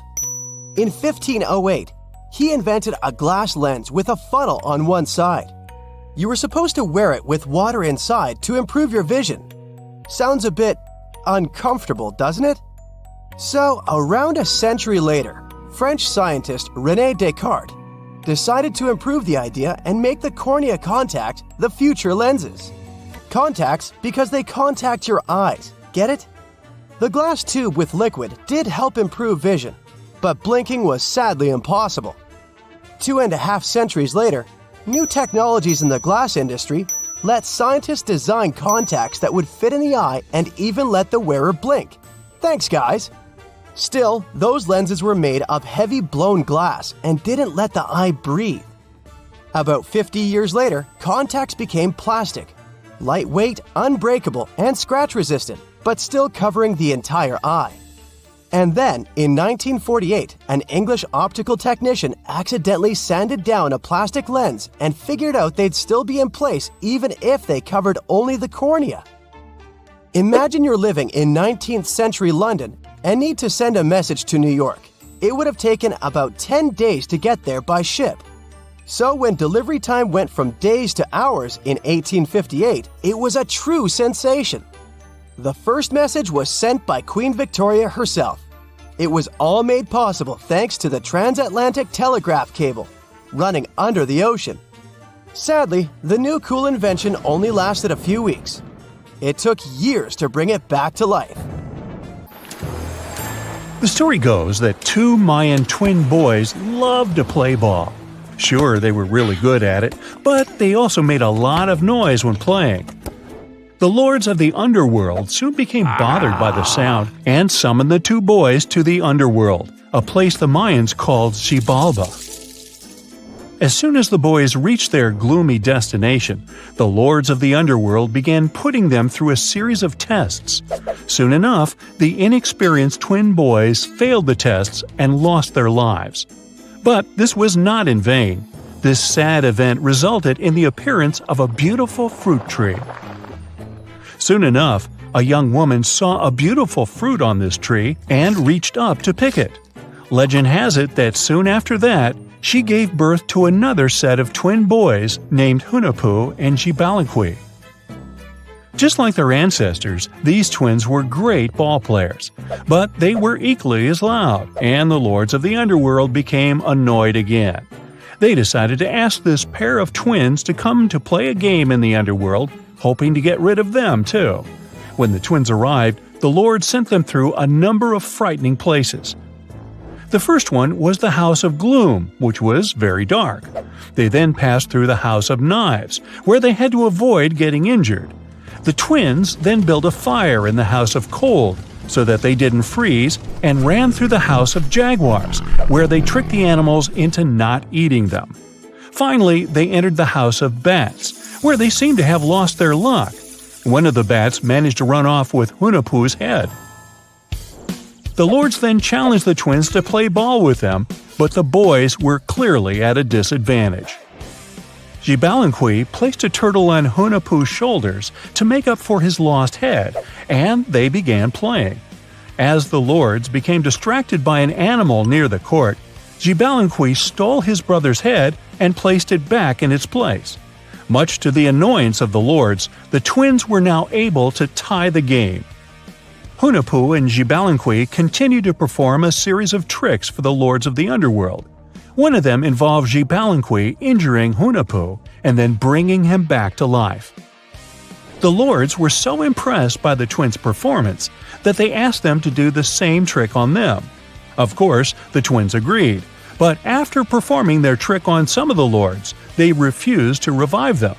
Seeing what had happened, the lords of the underworld admitted defeat and begged for their lives, promising not to intervene in the lives of people ever again. Hunahpu and Xibalbay were happy to have avenged their ancestors and gained the respect of the lords. Legend has it that the lords of heaven were so impressed by the twins that they took them to live in the sky by turning them into the moon and the sun. The Maya civilization was one of the most dominant indigenous societies in history, and their folklore and traditions are still discovered and studied today. They used to live in a territory called Mesoamerica. It was made up of modern-day Mexico and parts of Central America like Guatemala, Belize, Honduras, Yucatan Peninsula, and El Salvador. They lived from 1800 to 900 BCE and up to 900 to 1500 CE. Apart from their impressive legends, the Maya were very skilled inventors. They're known for their calendars, writing systems, farming methods, and sports. Their writing, for example, was found preserved on buildings and stone monuments, as well as in rare books and pottery. It's a system made out of more than 800 hieroglyphics in various combinations. Each of those signs was said to represent a syllable. Their writing system was deciphered by accident by Tatiana Proskorakov, an American woman who initially studied to be an architect. Since she didn't find a job in her field, she eventually became a Mayanist in her own right, despite not being academically trained. She was the first to notice that the Mayan upended frog glyph meant birth, and that their toothache glyph meant the date when the king ascended to the throne. It made it easier for scientists to pinpoint birthdays, as well as the names of the rulers of a specific Mayan dynasty. They also invented the concept of zero, which is seen as one of the greatest innovations in mathematics, physics, and human history altogether. Sure, even back then, people understood the idea of having nothing, but the concept of zero as a number is a relatively new invention. A fun fact about Mayans is that they really liked hats. The bigger your hat was, the more important you looked. Not only was it a sort of fashion statement, but it also made them look taller, which was a big deal for their aesthetic. The Mayans also came up with one of the most intricate and complex calendars in human history. It was the first to use zero as a placeholder. Their calendar ended on December 21st, 2012, which led some people to believe that it translated to the end of the world. Obviously, that was not the case. It just so happened that the date coincided with the end of a Mayan cycle of years. But you know, as advanced in science and astronomy as they were, they did make some mistakes. One of them was their belief that the world was flat. Their theory was that the four corners of the world were watched by the Brother Lords, who kept the sky from falling over their lands. Hats off for their menus, though, as they were well-known chocolate eaters. They turned eating chocolate into a form of art. The drink they made wasn't really like the hot chocolate we enjoy today, though. The recipe included mixing cacao with water, honey, chili pepper, cornmeal, and other ingredients to make a foamy, spicy drink. The ritual of drinking cacao was a crucial part of their celebrations. We're not done discovering all the amazing parts of their architecture and civilization. It was only a few years ago that a Maya pyramid was found at Tonina, in the Mexican state of Chiapas. It was estimated to be more than 1,000 years old. The reason why it escaped archaeologists for so long was that it lay hidden under what was believed to be a natural hill. The ruins of two Mayan cities have been recently discovered in the Mexican state of Campeche. Why didn't we find them until now? Well, they were concealed by really thick vegetation, which made it difficult for archaeologists to reach them. The Mayans didn't just disappear. Their descendants are still around today, many of them choosing to live in their ancestral homelands. You can find them in Guatemala, for example, where the Maya people make up the majority of the population. Overall, the Maya ethnic group contains people that speak different Mayan languages, such as Yucatec, Quiche, Quechua, or Mopan. They had no idea what a spa day was, but the Mayans really enjoyed a nice sweat once in a while. Sweat lodges were discovered around ancient Mayan sites. They were built out of stone or adobe. These rooms were an essential part of their cleansing and healthcare rituals. One of the earliest sweat lodges was found in Quello in northern Belize and appeared to date back 3,000 years. One of the most important parts of the Mayan culture was a ball game which they named Pix. It had both political and spiritual significance. We can see ball courts at important parts of Mayan archaeological sites. The main goal of the game was to pass a rubber ball through a very high stone hoop without using your hands. Basically, it was a combination of soccer and basketball. However, it could have serious consequences. The loser could, at times, even lose his own life. Ooh, high stakes indeed. Because of this game and the need for bouncy balls, the Mayan people were some of the first cultures to use rubber. They made it using natural latex. There were different kinds of rubber depending on what natural substances the latex was mixed with. And that, my friend, is the way the ball bounces. Sorry, but you know me, I just couldn't resist.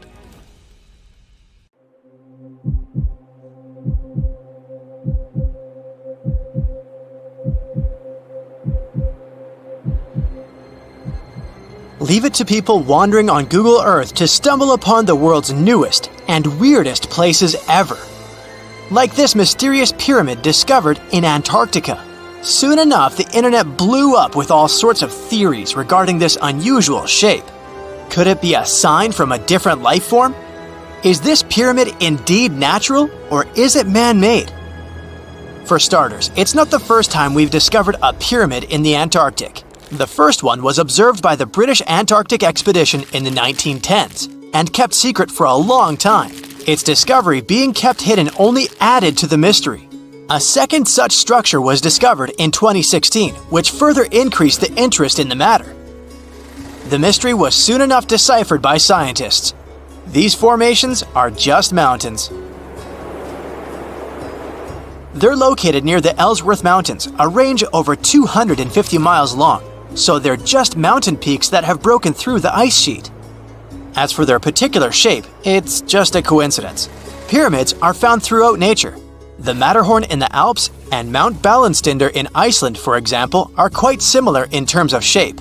As for the official name of these peaks, they're called nunataks, or peaks of rock peeking through a glacier or an ice sheet.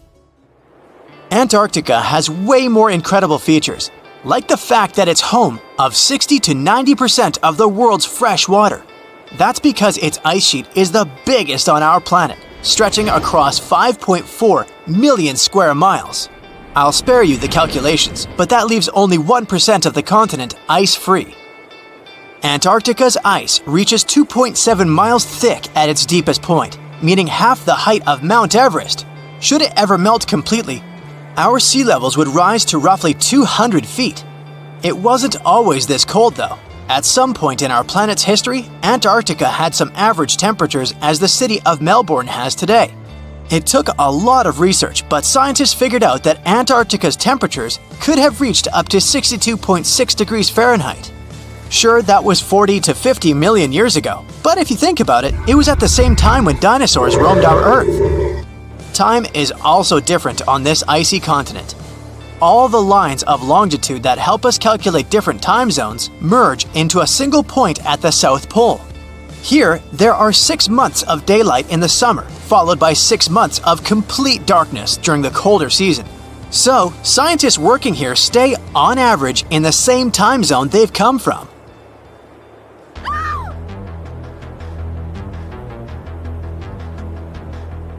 The Blood Falls aren't a chapter of a thriller movie. They are merely a series of waterfalls located in one of the driest regions of Antarctica. They emerge from an underground lake filled with a special type of bacteria. These little organisms use sulfates as fuel instead of sugars, which makes them very intriguing for scientists. The water contained in this lake is so full of iron that it basically just rusts when it meets air. So, the reddish color of the waterfall also gives it its trademark name. The megalodon was the largest predator ever known in our planet's history. In terms of its location, the megalodon lived practically in all waters on our globe, except near the poles. The reason why there are no megalodon teeth found in Antarctica is probably because the gigantic creature was adapted to only warm tropical and subtropical waters. If you plan to visit Antarctica by boat someday, just know you might not get there on a non-metallic boat. The hull of your transportation device must be made of either steel or aluminum to withstand the harsh weather conditions here. Antarctica isn't home to a lot of bugs. In fact, there is only one true species of insect that calls this place home. It's a wingless midge called Belgica antarctica. This fly is so tiny that it only reaches 0.08 to 0.23 inches long, but it's still the Antarctic's largest terrestrial animal. A lot of Antarctic fish also come with an antifreeze substance in their blood. They don't necessarily need it for protection against the cold temperature, but mostly against touching ice. These antifreezes are made up of large glycoprotein molecules. They surround any small ice crystals that may form, making sure they don't spread through the animal's tissues, which could cause a lot of damage. They also create a sort of small pillow blocking the sharp ice crystals, so they're less likely to cause any pain. It also doesn't rain a lot here on this icy continent, But one amazing meteorological quirk of Antarctica is that it's full of diamond dust. This dust is basically small ice crystals that pop out of humid air close to the Earth's surface. Think of it like an icy fog.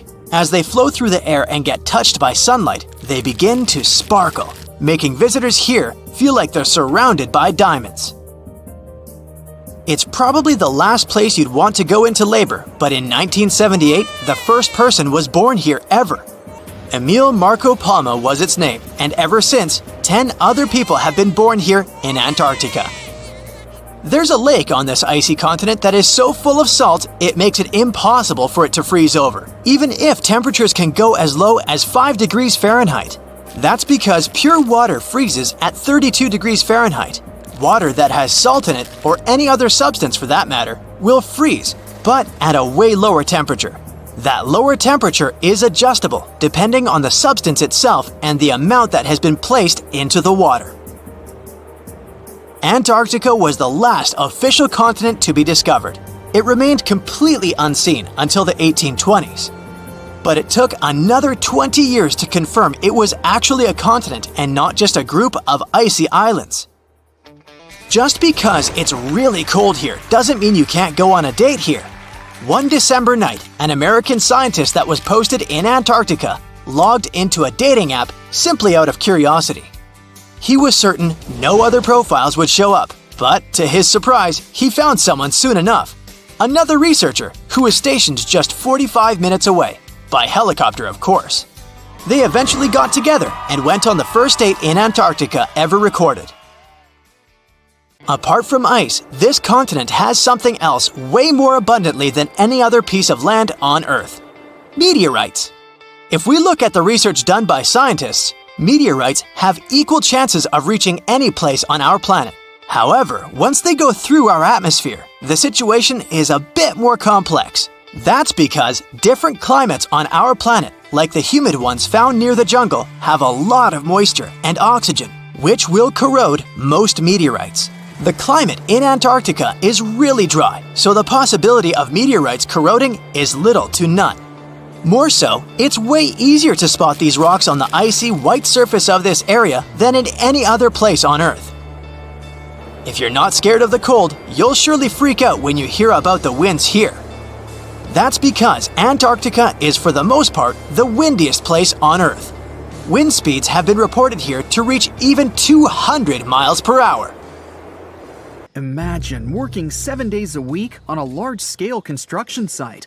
You, along with thousands of others, carry millions of stone blocks and put them on top of each other according to a complex system. You work without modern construction equipment. You have no air conditioning or constant access to water. It's so hot outside that you can fry eggs on the road. You've been building the pyramid for decades, and now, when it's finally done, you enjoy the result of the colossal work of thousands of people.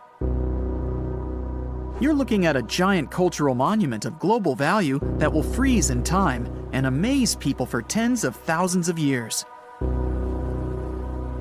A few thousand years have passed. People in the 21st century see the pyramids and are like, "Wow, I can't believe humans have built this." Yeah, the people who built the pyramids wouldn't have appreciated such a theory. But actually, there are reasons to believe that people built it using some fantastic technology. From the outside, it seems the Great Pyramids are just big triangles of stone. People just put some heavy blocks on top of each other, and that's it. In fact, the design seems too perfect to be true. The pyramid consists of more than 2 million blocks. They lay so close to each other and are so even that you couldn't squeeze even a thin sheet of paper between them. Scientists still can't figure out the exact technology for building the Egyptian pyramids. One of the biggest and most famous is the Great Pyramid of Giza. This huge construction, well known all over the world, has one big secret. There should be a capstone on top of the pyramid. It's a triangular-shaped stone block, a small pyramid on top of a huge one. It's also called a pyramidion. The builders of ancient Egypt made it out of granite and limestone and covered it with gold. No records or old drawings prove that there was a pyramidion at the top of the Great Pyramid of Giza. But there's another ancient Egyptian structure with such a triangle, the Red Pyramid. It was built before the Great One, and its capstone has survived to this day. Archaeologists have found and reconstructed it. But where could the capstone of the Great Pyramid be? It's a mystery that still has no answer. Some are sure that some thieves have stolen it from the top.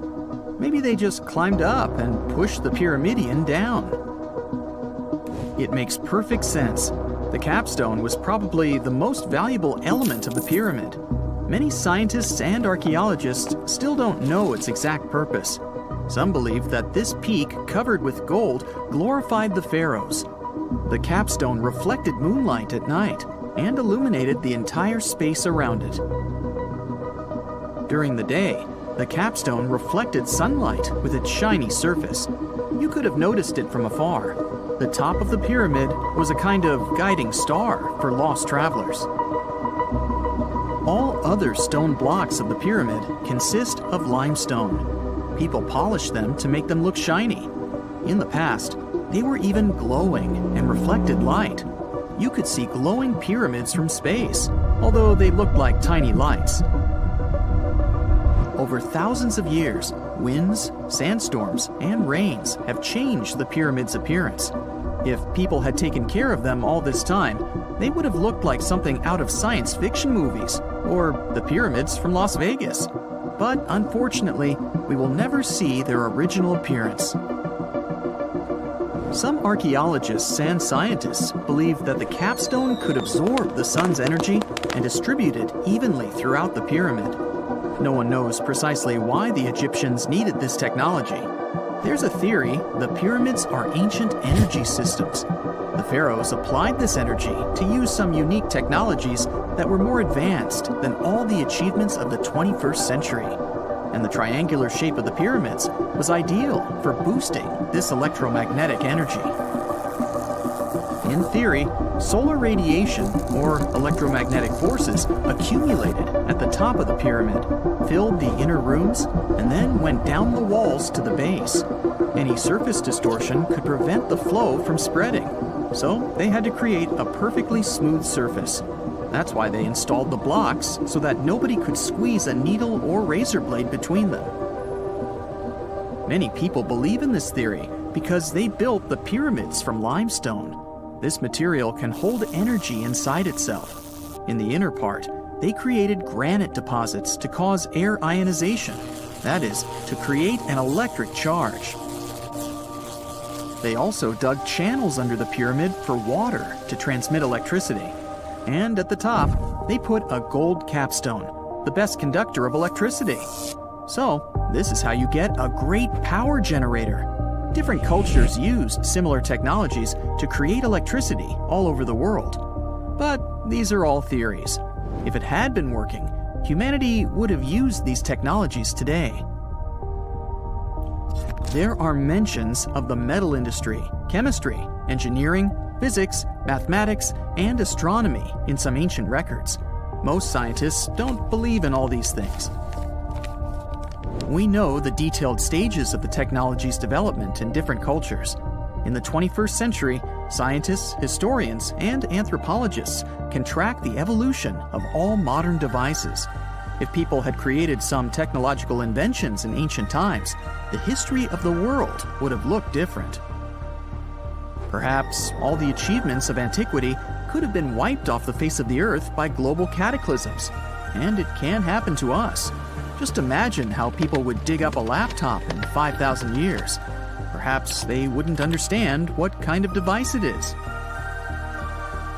Another Egyptian wonder surrounded by mystery is the statue of the Sphinx. The Egyptians carved it out of a single massive piece of limestone about 4.5 thousand years ago. But scientists still don't know the exact date of its construction or who built it.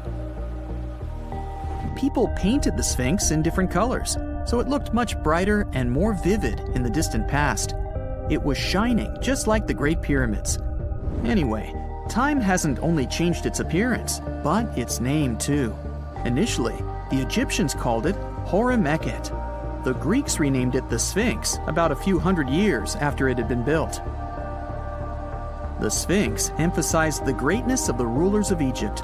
It also performed a symbolic function of a watchdog guarding the tomb of the pharaoh and the paths leading to it.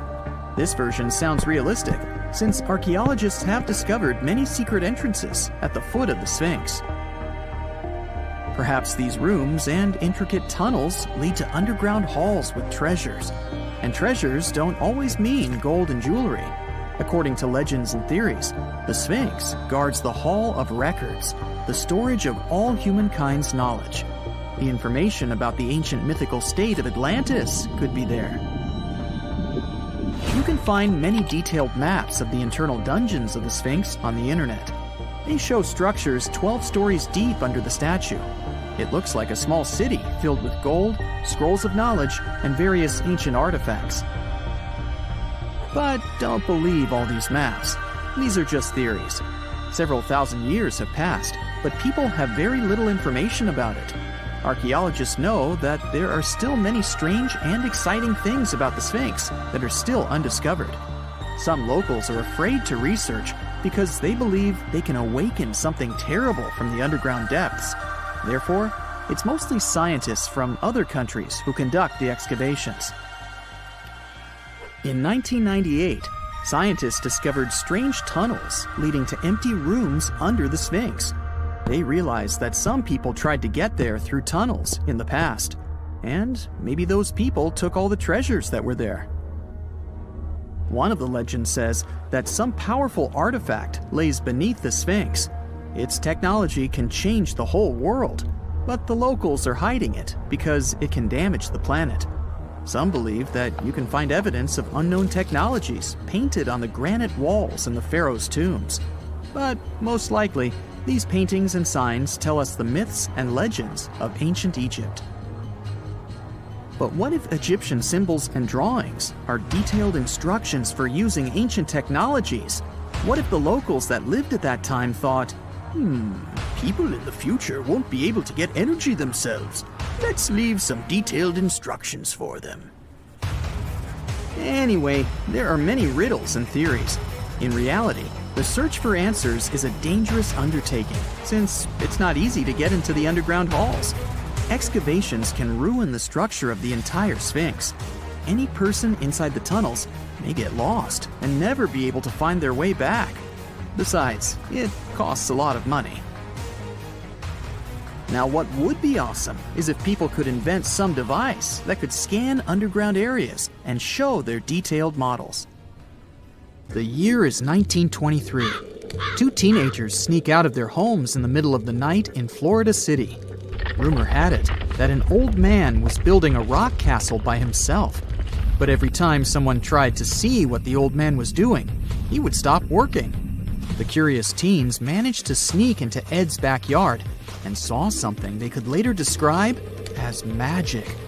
They recalled seeing rocks moving around like helium balloons. The old man was moving up to 30 tons of stone by himself to build his castle. Even if he didn't allow anyone to see him working, he would proudly talk about it around the town.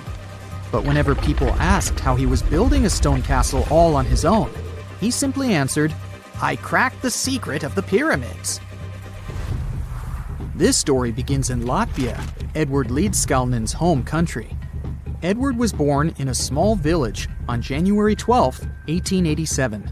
He was born in a family of stonemasons, which is probably where he learned ancient techniques of building. However, he grew up as a sickly boy, which meant he could never carry much weight or undergo heavy physical activity. At the age of 26, an unfortunate turn of events determined Ed's fate. The love of his life broke off their engagement, and heartbroken Ed decided to move to the United States. He lived in a couple of American states before finally moving to Florida, where his life's adventure started. Ed spent years searching for the right spot of land to build his dream house. He always rejected good farmland. When people wondered why, he only smiled. Finally, when he bought land of his own, it was deemed terrible by his close friends. The soil was bedrock. He could neither plow nor farm it. but it seemed perfect for what he was seeking to build. Ed's close friends would often describe him as eccentric.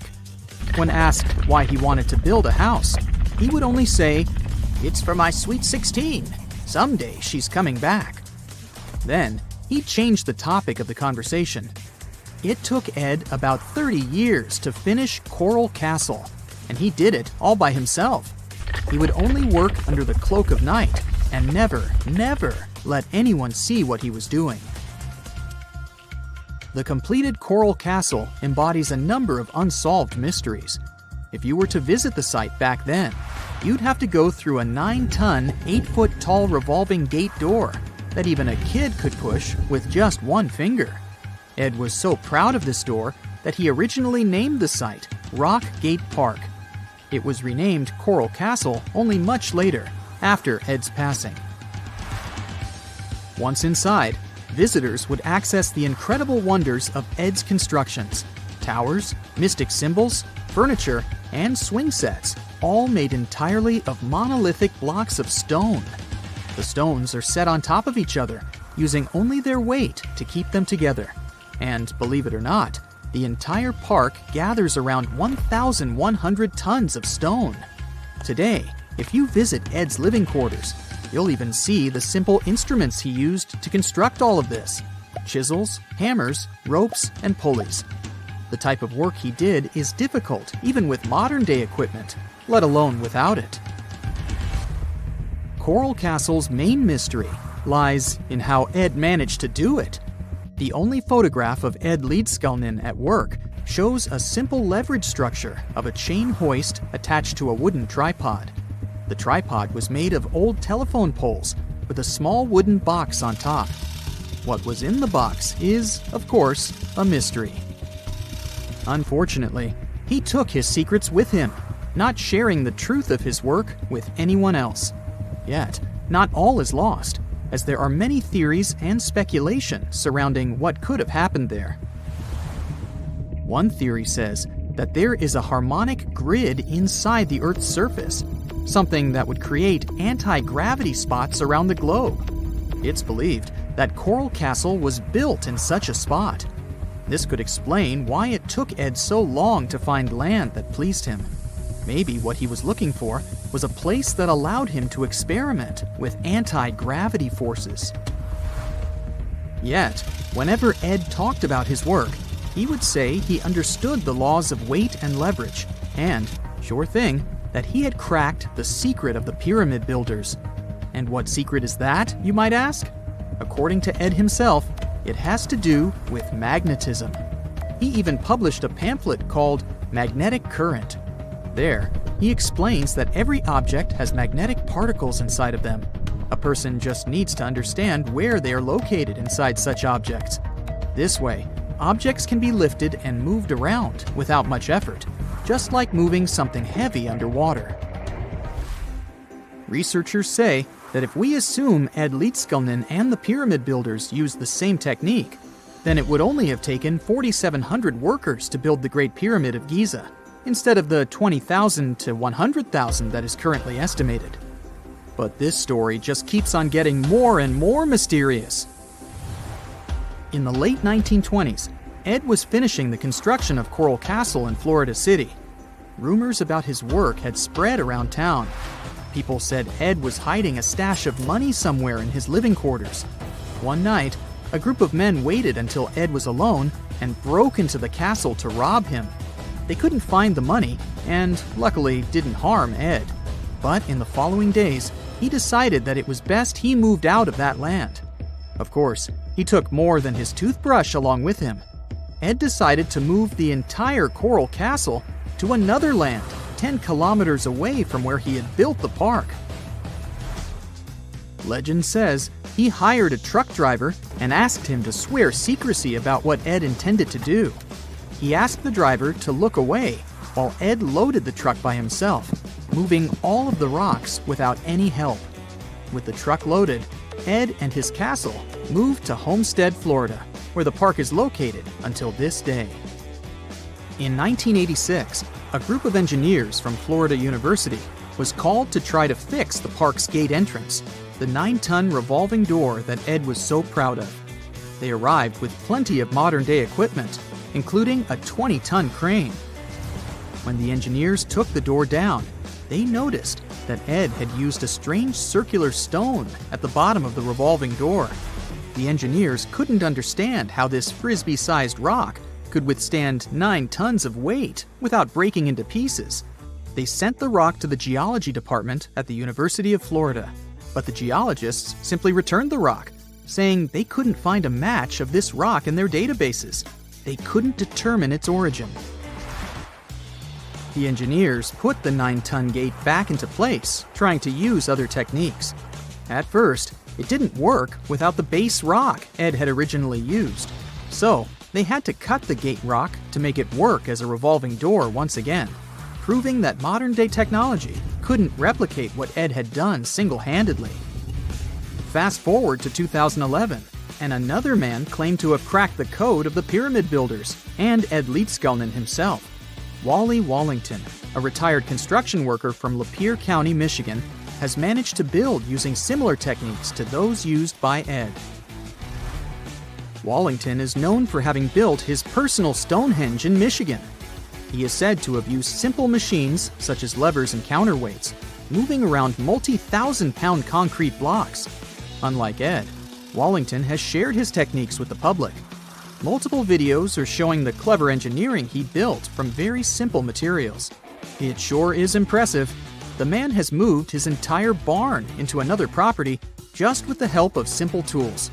However, there is no way to prove that these were the same techniques used to build Coral Castle. To this day, the secrets of Coral Castle haven't been unraveled. But hey, we can always keep trying to solve it. And now we're off to almost 5,000 years ago. Let me take you to ancient Egypt, where back in 2550 BC, guess what? The construction of the Great Pyramids of Giza started. People learned to build cathedrals and skyscrapers, but it wasn't until recently that these massive buildings appeared. It's still a mystery to even modern scientists how these pyramids were built 5,000 years ago. No wonder they are one of the 7 wonders of the ancient world. They're also the oldest of them and the only wonder of the ancient world that still exists in the 21st century. It must have taken a lot of cooperation to build a thing that massive, even for today's metrics. But the Giza pyramids weren't the first pyramids ever. The first one, called the Step Pyramid, was built around 80 years before the first pyramid of Giza in 2630 BC for King Djoser. It wasn't meant to be extraordinary, but ended up being quite impressive. It was a pyramid of 6 stepped layers of stone. It was 204 feet high, which is as tall as a 19-story building. And it was the tallest building that existed at that time. It wasn't just a pyramid though, it was surrounded by a whole complex of buildings, including even courtyards. In ancient Egypt, people believed in the afterlife, so everyone, especially kings, wanted to make sure they had everything they needed to get ready for it. Here's why the pyramid complex was perfectly supplied with a lot of objects people used every day. The complex included a pyramid and a kind of a palace. Those buildings had many things the king loved and might need one day, like furniture, food, and gold vessels. After Djoser, building pyramids became common practice, but many pyramids weren't finished. It would usually take about 20 years to build one, but many rulers reigned way less than that. Overall, there are more than 100 pyramids. The most famous pyramids are the Great Pyramids of Giza. The first one and the biggest one was built for Pharaoh Khufu, around 2550 BC. Initially, it was 481 feet tall, which is as tall as a 40-story building. The second pyramid was built for Khufu's son, Pharaoh Khafre, around 2520 BC. It's just a bit shorter, usually standing at 471 feet high, a 39-story building. This is the pyramid with the famous statue of the Sphinx. Sphinxes have a lion's body and a human head. They were built to guard important areas. This one has the head of Pharaoh Khafre and is guarding his pyramid, facing the sunrise. The Sphinx is most well known and is one of the world's biggest and oldest statues. Originally, it had red color and did have a nose. It's still possible to see the trace of red pigment by its ears. but no one knows exactly when the nose disappeared. For some time, the Sphinx was sort of hidden underground, being covered with sand up to its shoulders. Luckily, in the early 1800s, an adventurer with a team of 160 people dug it out. The third pyramid of Giza is the smallest one, being more than twice shorter. Originally, it was 218 feet high, about the height of a 20-story building. Built in 2490 BC, it was a pyramid for Khafre's son, Menkaure. The pyramids are designed to align with the points of the compass, and their sides symbolize the rays of the sun. But back at the time, there were no compasses. Ancient Egyptians figured out the directions themselves, and with amazing precision. To align the pyramids, they used two constellations.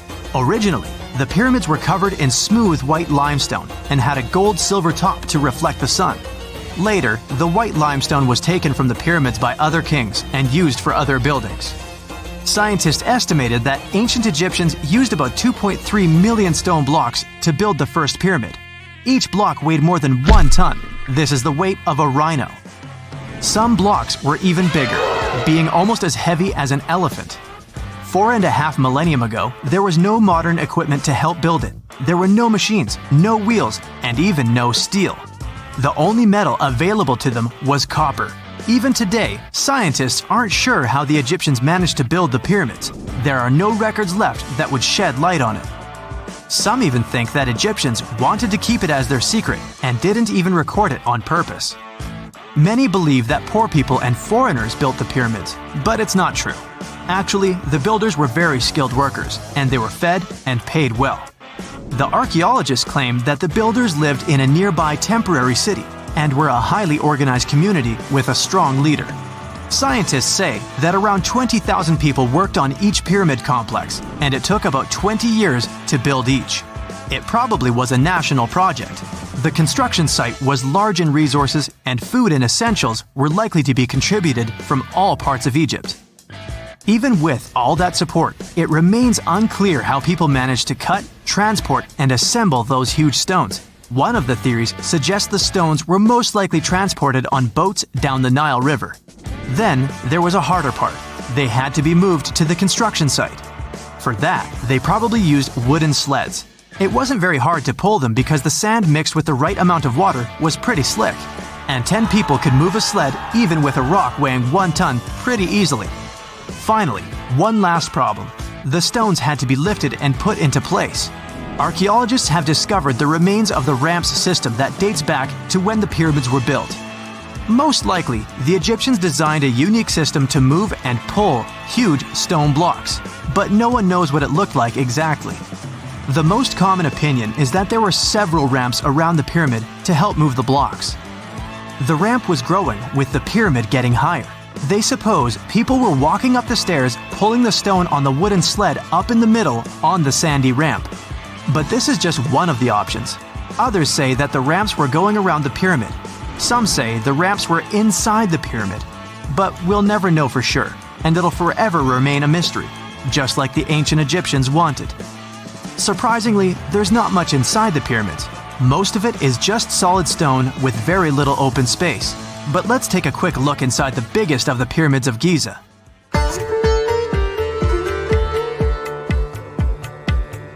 From the entrance, there are 2 stairs, one going down and the other one going up.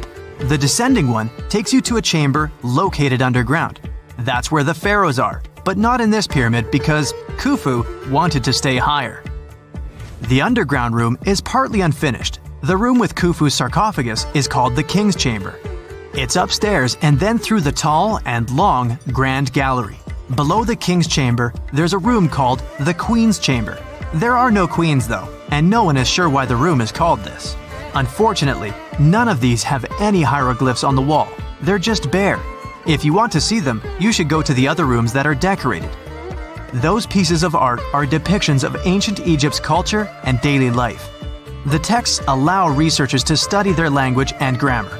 Sadly, the treasures that once were here in the pyramid are long stolen. From that room, there are several tunnels for an unknown purpose. There are many tunnels and passages inside the pyramids. There are many chambers and shafts and secret ways. Scientists have been sending little robots with cameras there for some decades already. And the robots did discover another chamber a bit upstairs with hieroglyphs on the walls. But even today, much of the pyramids is still unknown, and there's no so-called building plan of the pyramids. Egyptians did create a mystery no one can crack for 4,500 years already. Scientists recently started to X-ray the pyramid to learn what's inside it without entering it and its narrow, mysterious tunnels.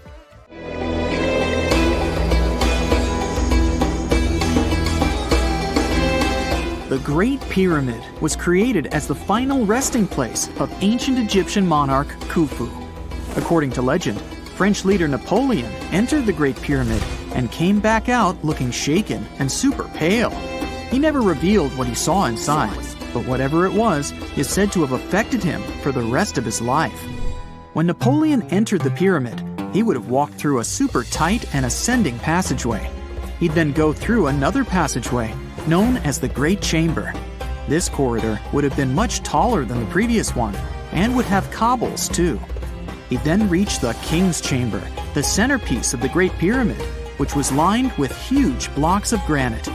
But it wouldn't have looked as grand as we might imagine. There are no hieroglyphics decorating its walls, as Egyptians only began decorating the burial chambers of pyramids much later on. The pharaoh's tombs deep inside the pyramid would have also been filled with treasures, from chunks of gold to the world's most expensive jewelry. But this would have all been looted a long time ago. The only thing that probably would have been left in there would have been a huge sarcophagus, which would have once contained the king's mummy. He'd also have to walk past the queen's chamber. This room most likely didn't hold any queens though, as pyramids were usually only built for one person. There are mysterious tunnels leading from here. To this day, no one is really sure what they're there for. And that's not the only mysterious and creepy thing Napoleon may have encountered, as stories of pharaohs leaving ancient curses on pyramids go way back. Many pyramids had warnings written on the outside, telling of horrifying things that would happen to those who entered and disturbed the peace. We might not know what exactly Napoleon found in the Great Pyramid that scared him so much, but we know for sure what was found in Tutankhamun's tomb. Tutankhamun was an ancient Egyptian pharaoh who was only 8 or 9 years old when he took to the throne. He became a cultural phenomenon when his tomb was discovered almost completely intact in 1922.